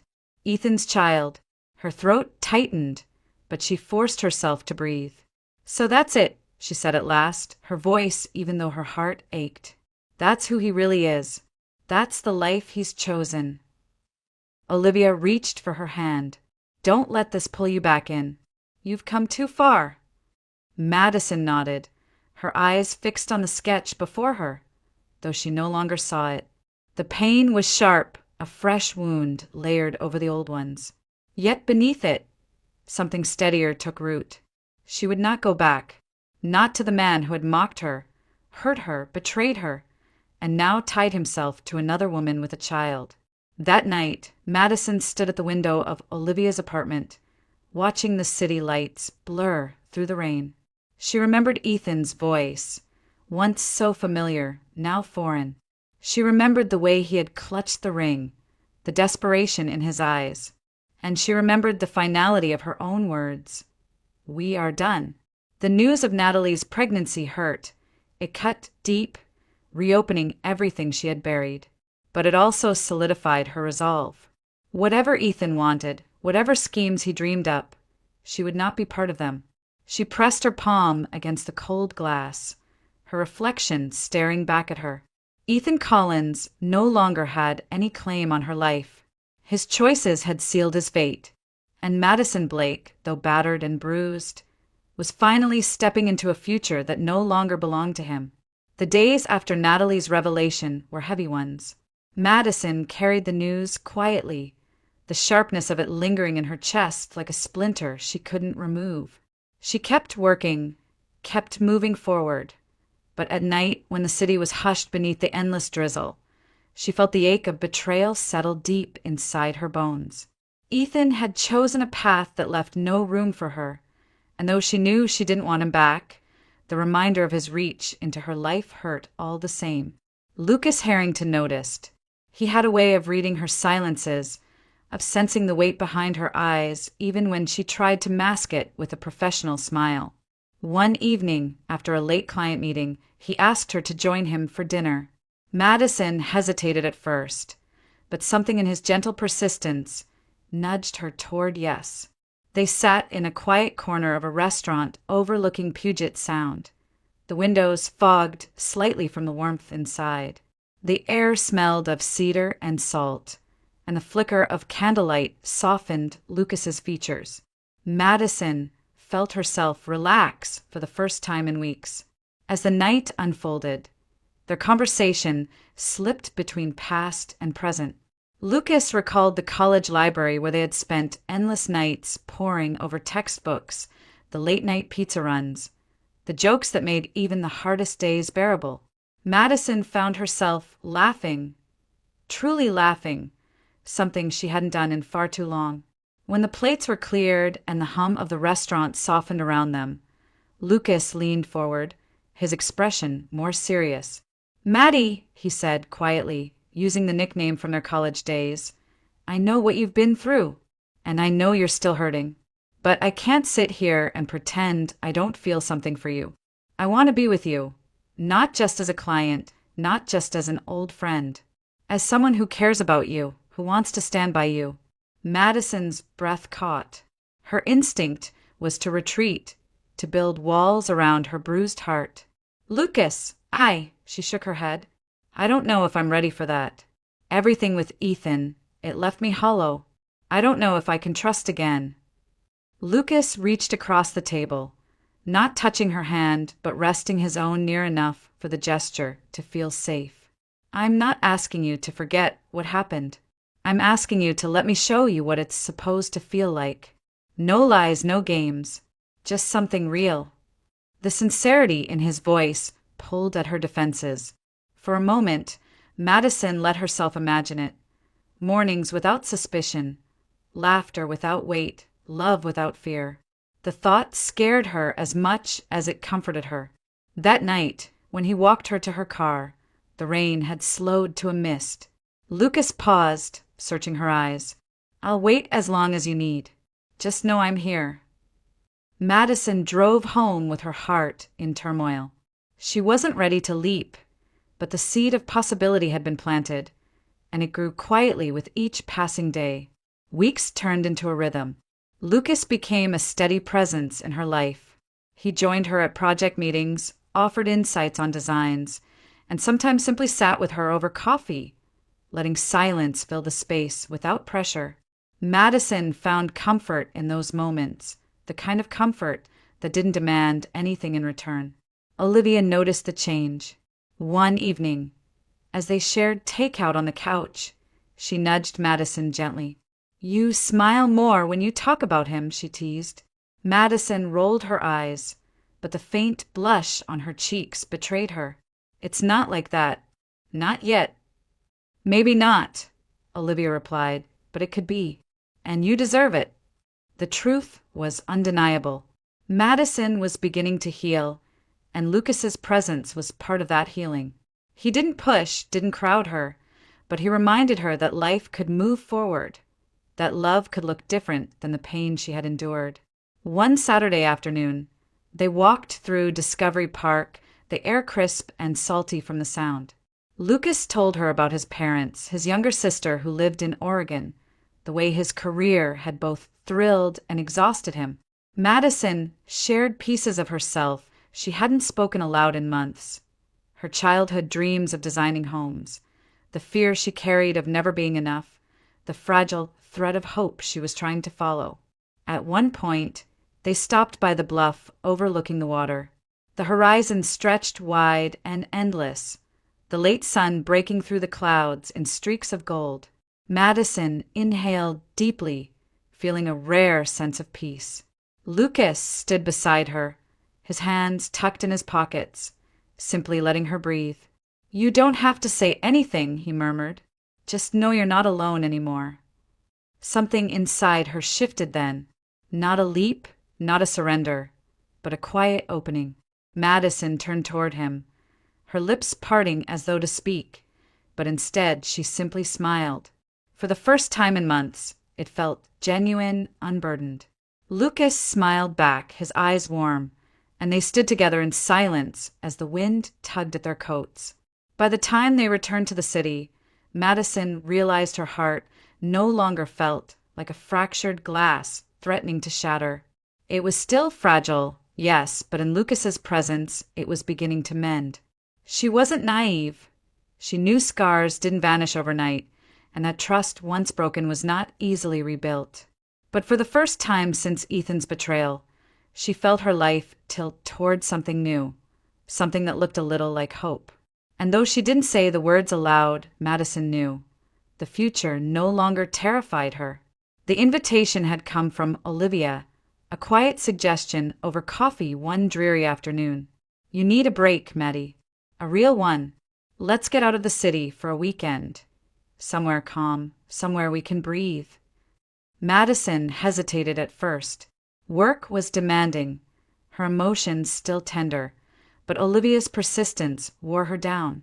A week later, they drove through winding roads that cut into the Cascade Mountains, the trees towering like silent sentinels as the car climbed higher. By the time they reached the resort, the air was crisp and pine-scented, the kind that made every breath feel cleaner. The lodge itself was charming, rustic beams, a roaring fireplace in the lobby, windows that framed snow-dusted peaks. Madison felt a flicker of relief as she checked in, telling herself this was what she needed. A pause, a place untouched by the ghosts of Ethan or the tangled questions about her future. The first night passed quietly, filled with hot cocoa, board games, and long talks by the fire. Madison even managed to laugh, Olivia's easy warmth pulling her back into the present. For a brief moment, it felt like life was beginning to settle. But the following afternoon, as Madison and Olivia walked toward the resort's restaurant, voices drifted from the courtyard.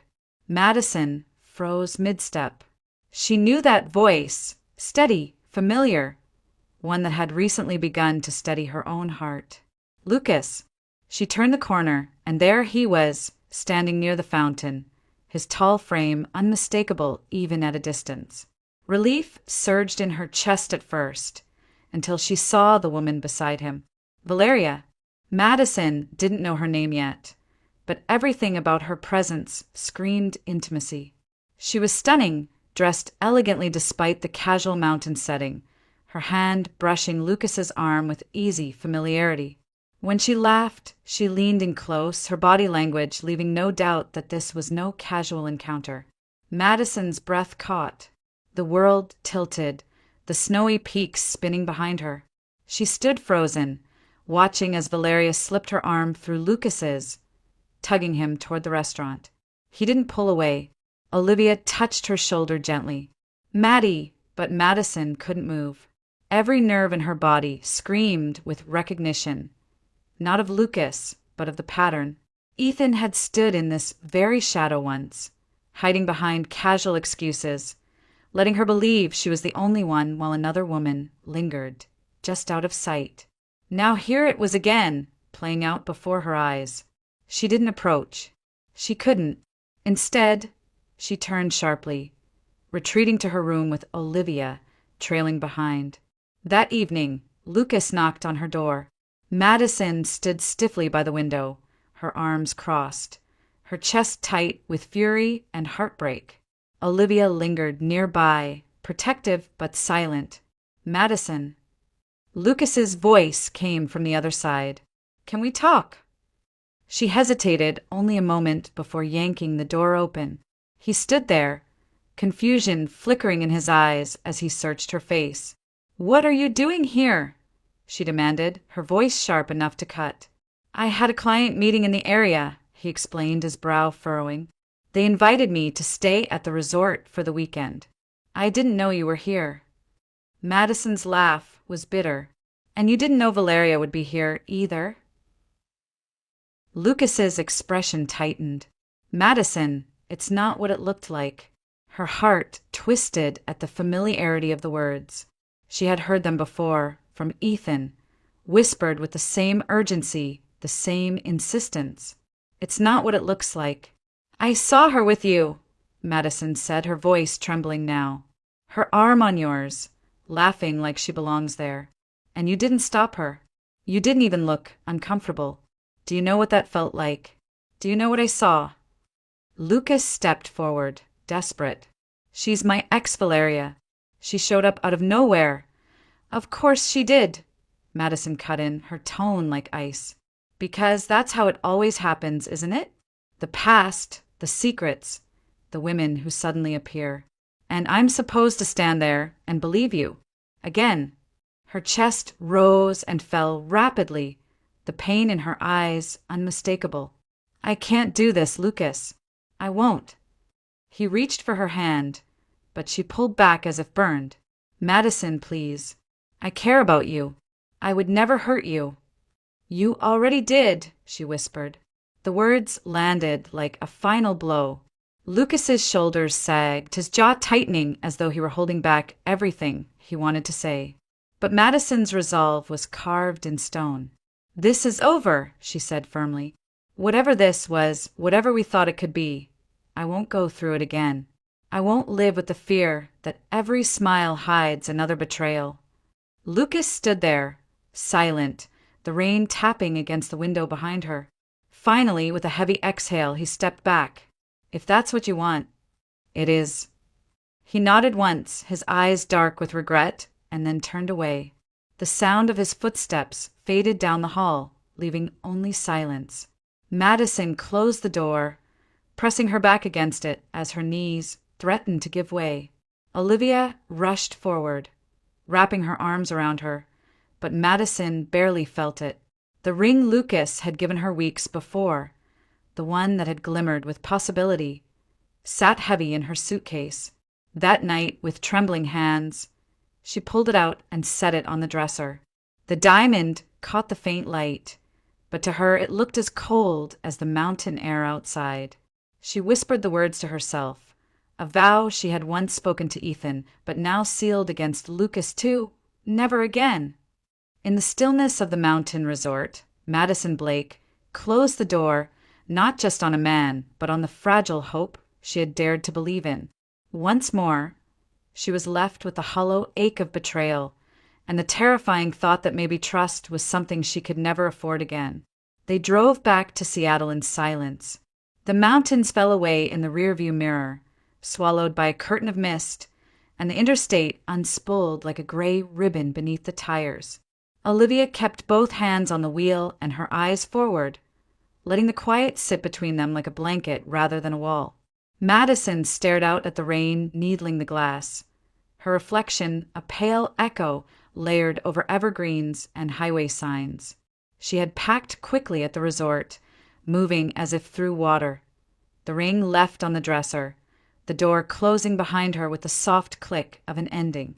Olivia's apartment was warm, the lamps low, the couch already made up with fresh sheets. Madison set her bag down and stood there a beat too long, as if waiting for her body to remember how to be in a safe space. Olivia touched her arm. "Bathroom stocked. I made soup. You don't have to talk." "Thank you," Madison whispered, the words scraping as they left her. The evening moved in small gestures, shower steam fogging the mirror, a sweater borrowed from Olivia's closet, a bowl of soup held with both hands like something to anchor her. When she finally lay down, the city breathed through the thin crack of the window, distant sirens, rain on metal, a bus signed to a stop. Sleep came in choppy waves. Each time she closed her eyes, the courtyard at the resort flashed back. The way Valeria leaned in, the way Lucas didn't pull away, the way the old fear bloomed hot and fast in her chest. Morning did not soften anything. Madison dressed for work and then undressed again, unable to face the firm's bright halls and conference room smiles. She made tea and forgot to drink it. She tried to journal and wrote only a single line. "I will not do this again." Anger came next, cleaner than grief, easier to hold. It filled her chest with a heat that felt almost medicinal. She catalogued the pattern. Trust, then doubt. Promises, then shadows. The slow, familiar erosion of believing you are chosen until you realize you are only convenient. She had rehearsed this inventory before with Ethan. That she now traced it over Lucas's outline made her dizzy. By afternoon, a headache throbbed behind her eyes. Olivia appeared with ibuprofen and a glass of water. "You're dehydrated," she said gently, "and you haven't eaten." Madison obeyed, not because she was hungry, but because Olivia's steadiness was something she could borrow. "I don't hate him," she said finally, voice flat. "That might be the worst part. I don't hate him. I just can't live waiting for the other shoe to drop." "You don't have to justify protecting your peace," Olivia replied. "You don't owe anyone your nervous system." The first wave of nausea hit that night. Madison barely made it to the bathroom, bracing a hand on the cool tile as the world tilted.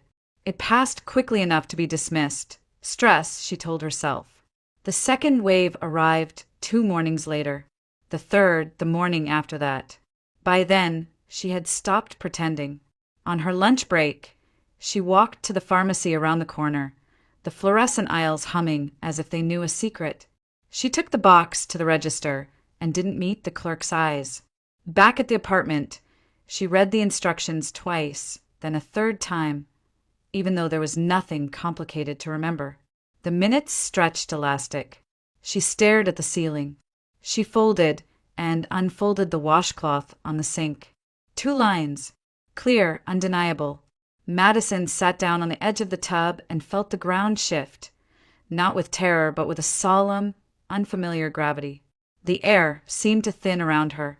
She pressed a palm to her abdomen, not in wonder so much as in recognition.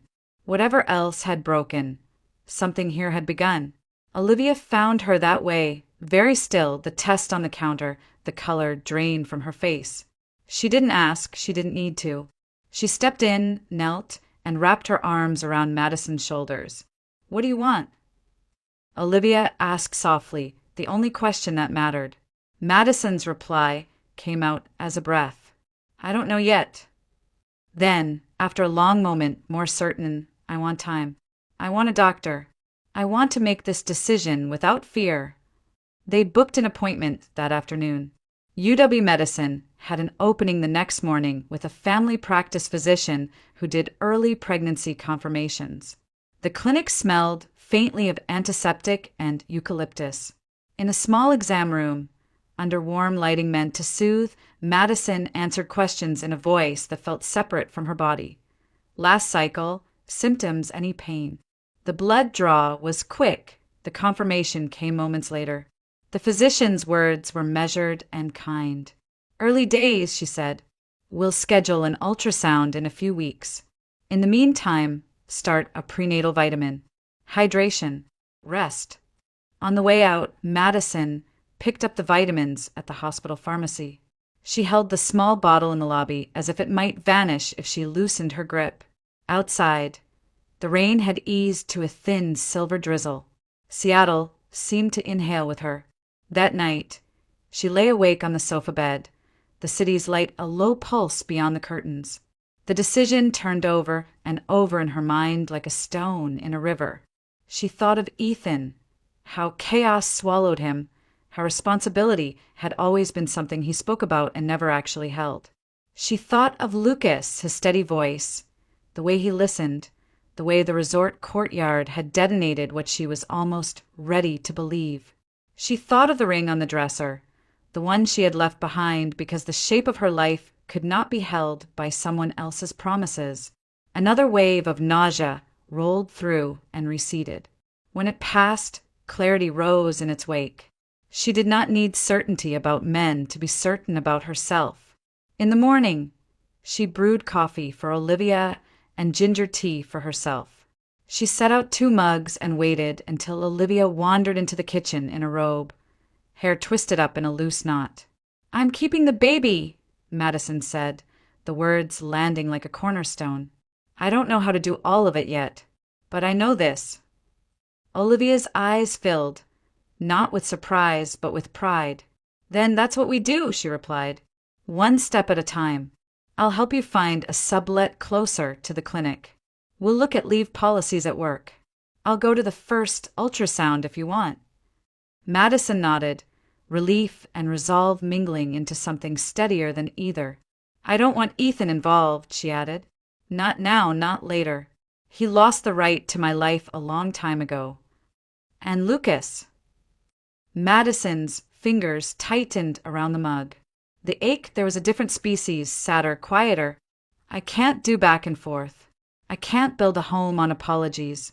Maybe someday I'll be able to hear him without hearing all the echoes.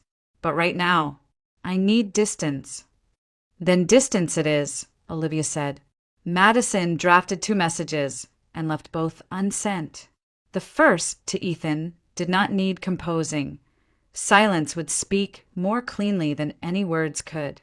The second, to Lucas, She wrote and rewrote, each version collapsing under the weight of what it would ask of her to send.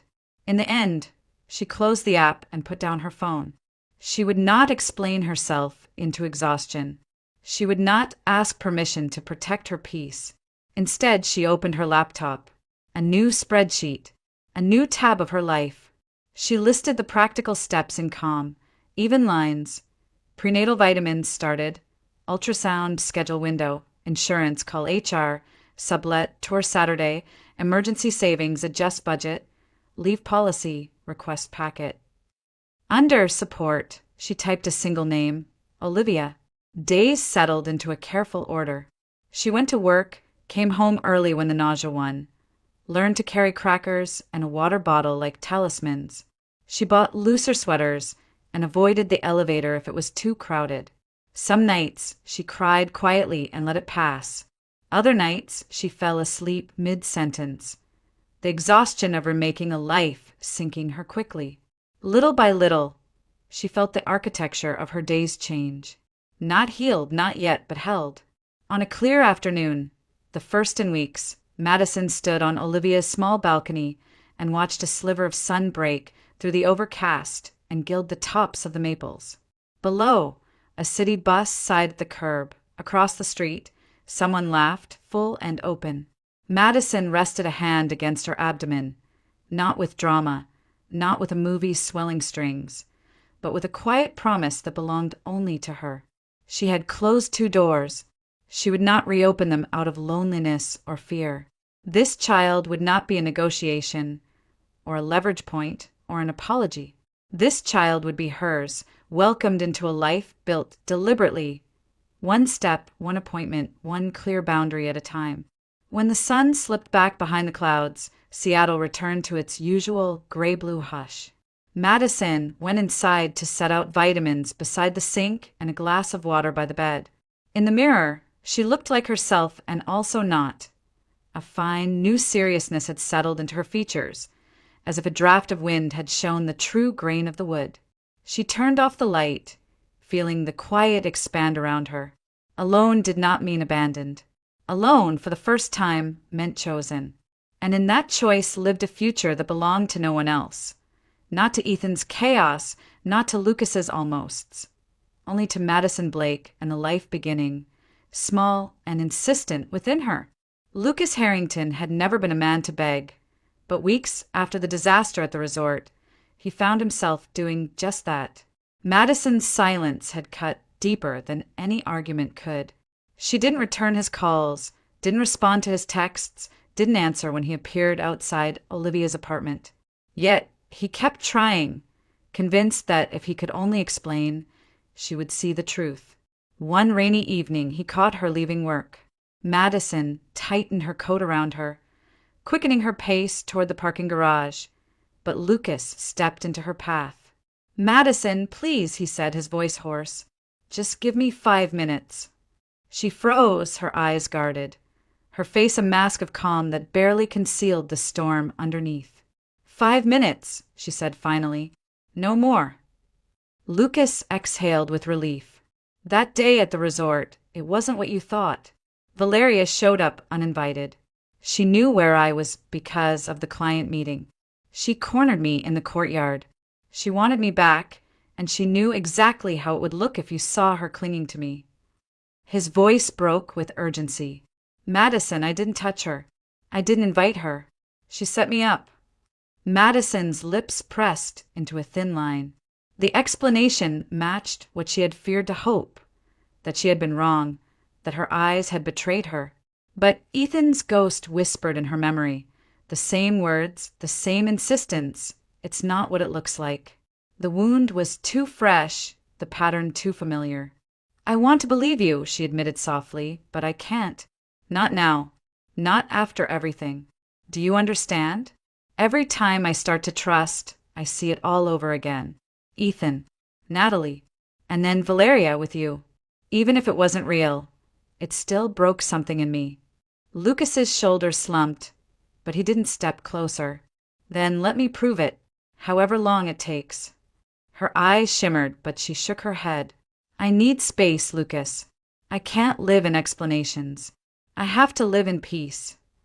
With that, she turned away, leaving him standing beneath the hum of fluorescent lights in the garage, the rain dripping steadily from the concrete beams above. Across town, Ethan's life was unraveling. At first, he had convinced himself that Madison's absence was temporary, that she would come back once she realized Natalie couldn't compare. But Natalie's pregnancy had changed everything. The woman he had dismissed as a diversion was now bound to him with responsibility he neither wanted nor knew how to handle. And then, 2 months later, the pregnancy ended in tragedy.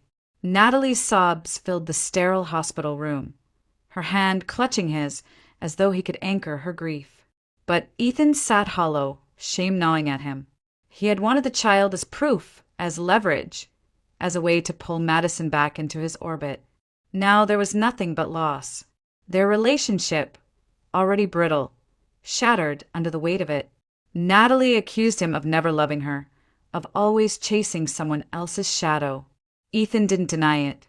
Within weeks, she had packed her things and left. He returned to an empty apartment, the silence pressing against his ears like punishment. For the first time, Ethan Collins tasted the bitterness of true consequence. No Madison, no Natalie, no child, nothing. Madison knew of Ethan's downfall through whispers at work and Olivia's careful updates.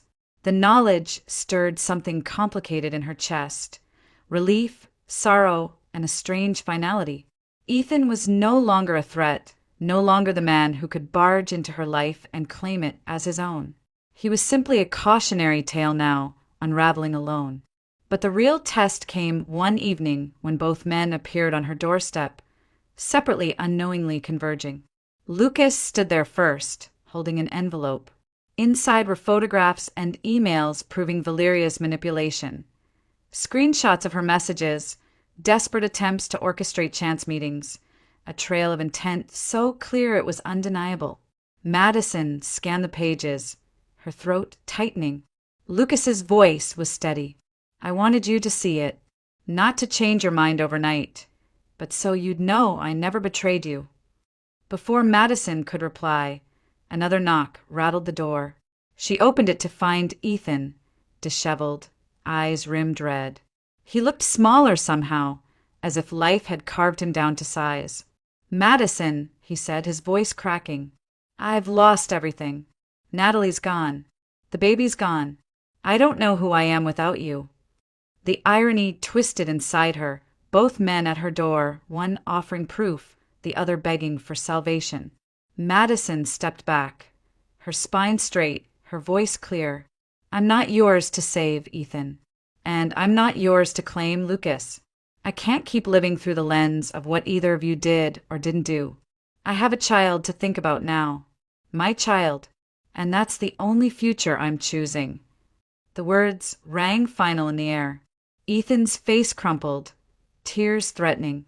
Lucas's shoulders stiffened, but his eyes held respect, not anger. Both men seemed to understand in that moment that Madison Blake had stepped into a life beyond their reach. She closed the door gently, not with anger, not with drama, but with resolve. On the other side, silence spread through the apartment. Madison placed a hand on her abdomen, feeling the faint flutter of life beneath. Her future was no longer tangled in betrayal or apology. It belonged to her alone, and to the child she had chosen to keep. By the time autumn settled over Seattle, Ethan Collins had become a ghost in the city he once ruled with arrogance. The man who used to stride into offices with charm and certainty now walked the streets hollow-eyed, a shell of himself. His career had faltered. Clients pulled away, whispering about his unsteady behavior, his disastrous relationship with Natalie, the pregnancy that ended before it could become a future. Friends stopped returning his calls, tired of his volatility, his endless obsession with Madison. Even his family, once indulgent, had distanced themselves. At night, Ethan drank alone in the small apartment he now rented after Natalie left him. The walls echoed with silence, and sometimes he swore he could still hear Madison's voice, sharp with finality, telling him it was over. That truth was unbearable. He had lost her, lost the child he thought might tether her back to him, lost the illusion of control he had always wielded. In the end, there was nothing left. Madison, meanwhile, had rebuilt her days with quiet intention.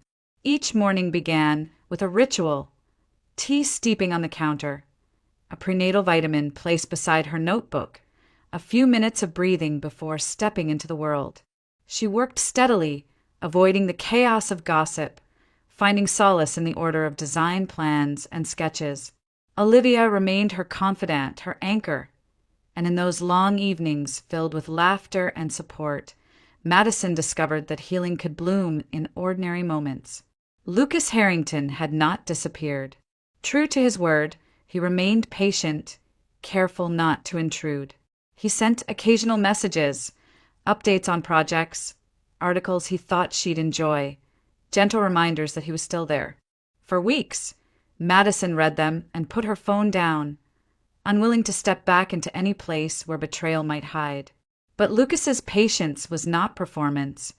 It was steady, consistent, the opposite of the manipulation she had once endured. One afternoon in late October, he showed up at Olivia's with a small package. Inside were the final documents proving Valeria's deceit, email threads, timestamps, even a recorded voicemail where Valeria admitted she wanted to sabotage him. Lucas laid them on the table, his expression calm. "You don't have to take me back," he said, "but you deserve the truth, and I need you to know that I never betrayed you." Madison studied the evidence. Her heart twisted as the puzzle aligned. The glances, the timing, the way Valeria had appeared at the resort like a storm designed to destroy. Relief and sorrow washed through her, tangled together. She believed him. At last, she truly did. "I'm not ready to fall into anyone's arms," she admitted, her hand instinctively moving to her growing stomach. "But I believe you. And maybe that's the start."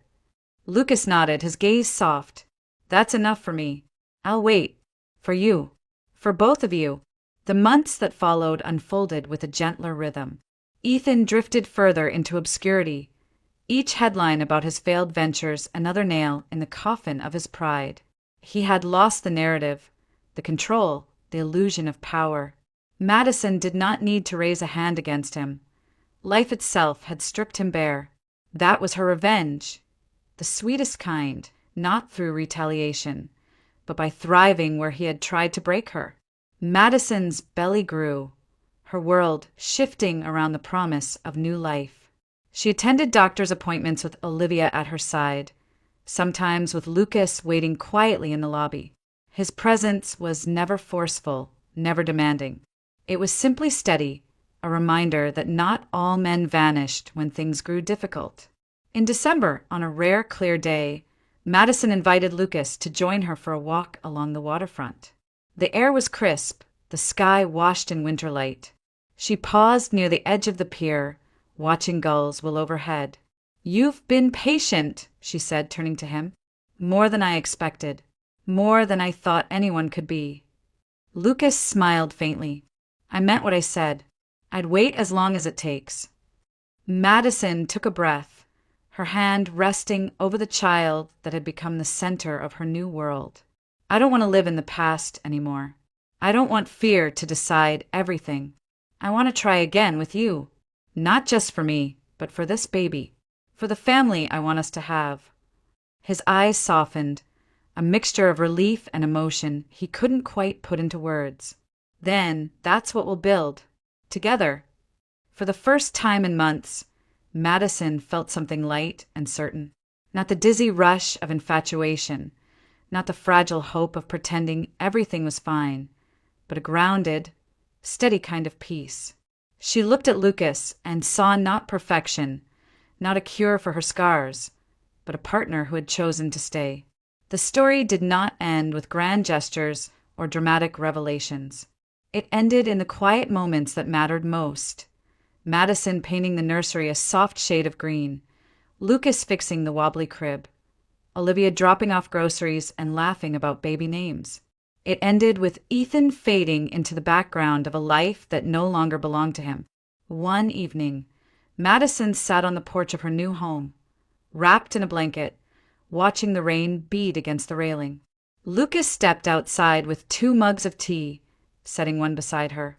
She leaned against him, her hand covering his, her body heavy with both exhaustion and anticipation. "This is it," she whispered, her voice steady. "This is the life I choose." Lucas pressed a kiss to her hair,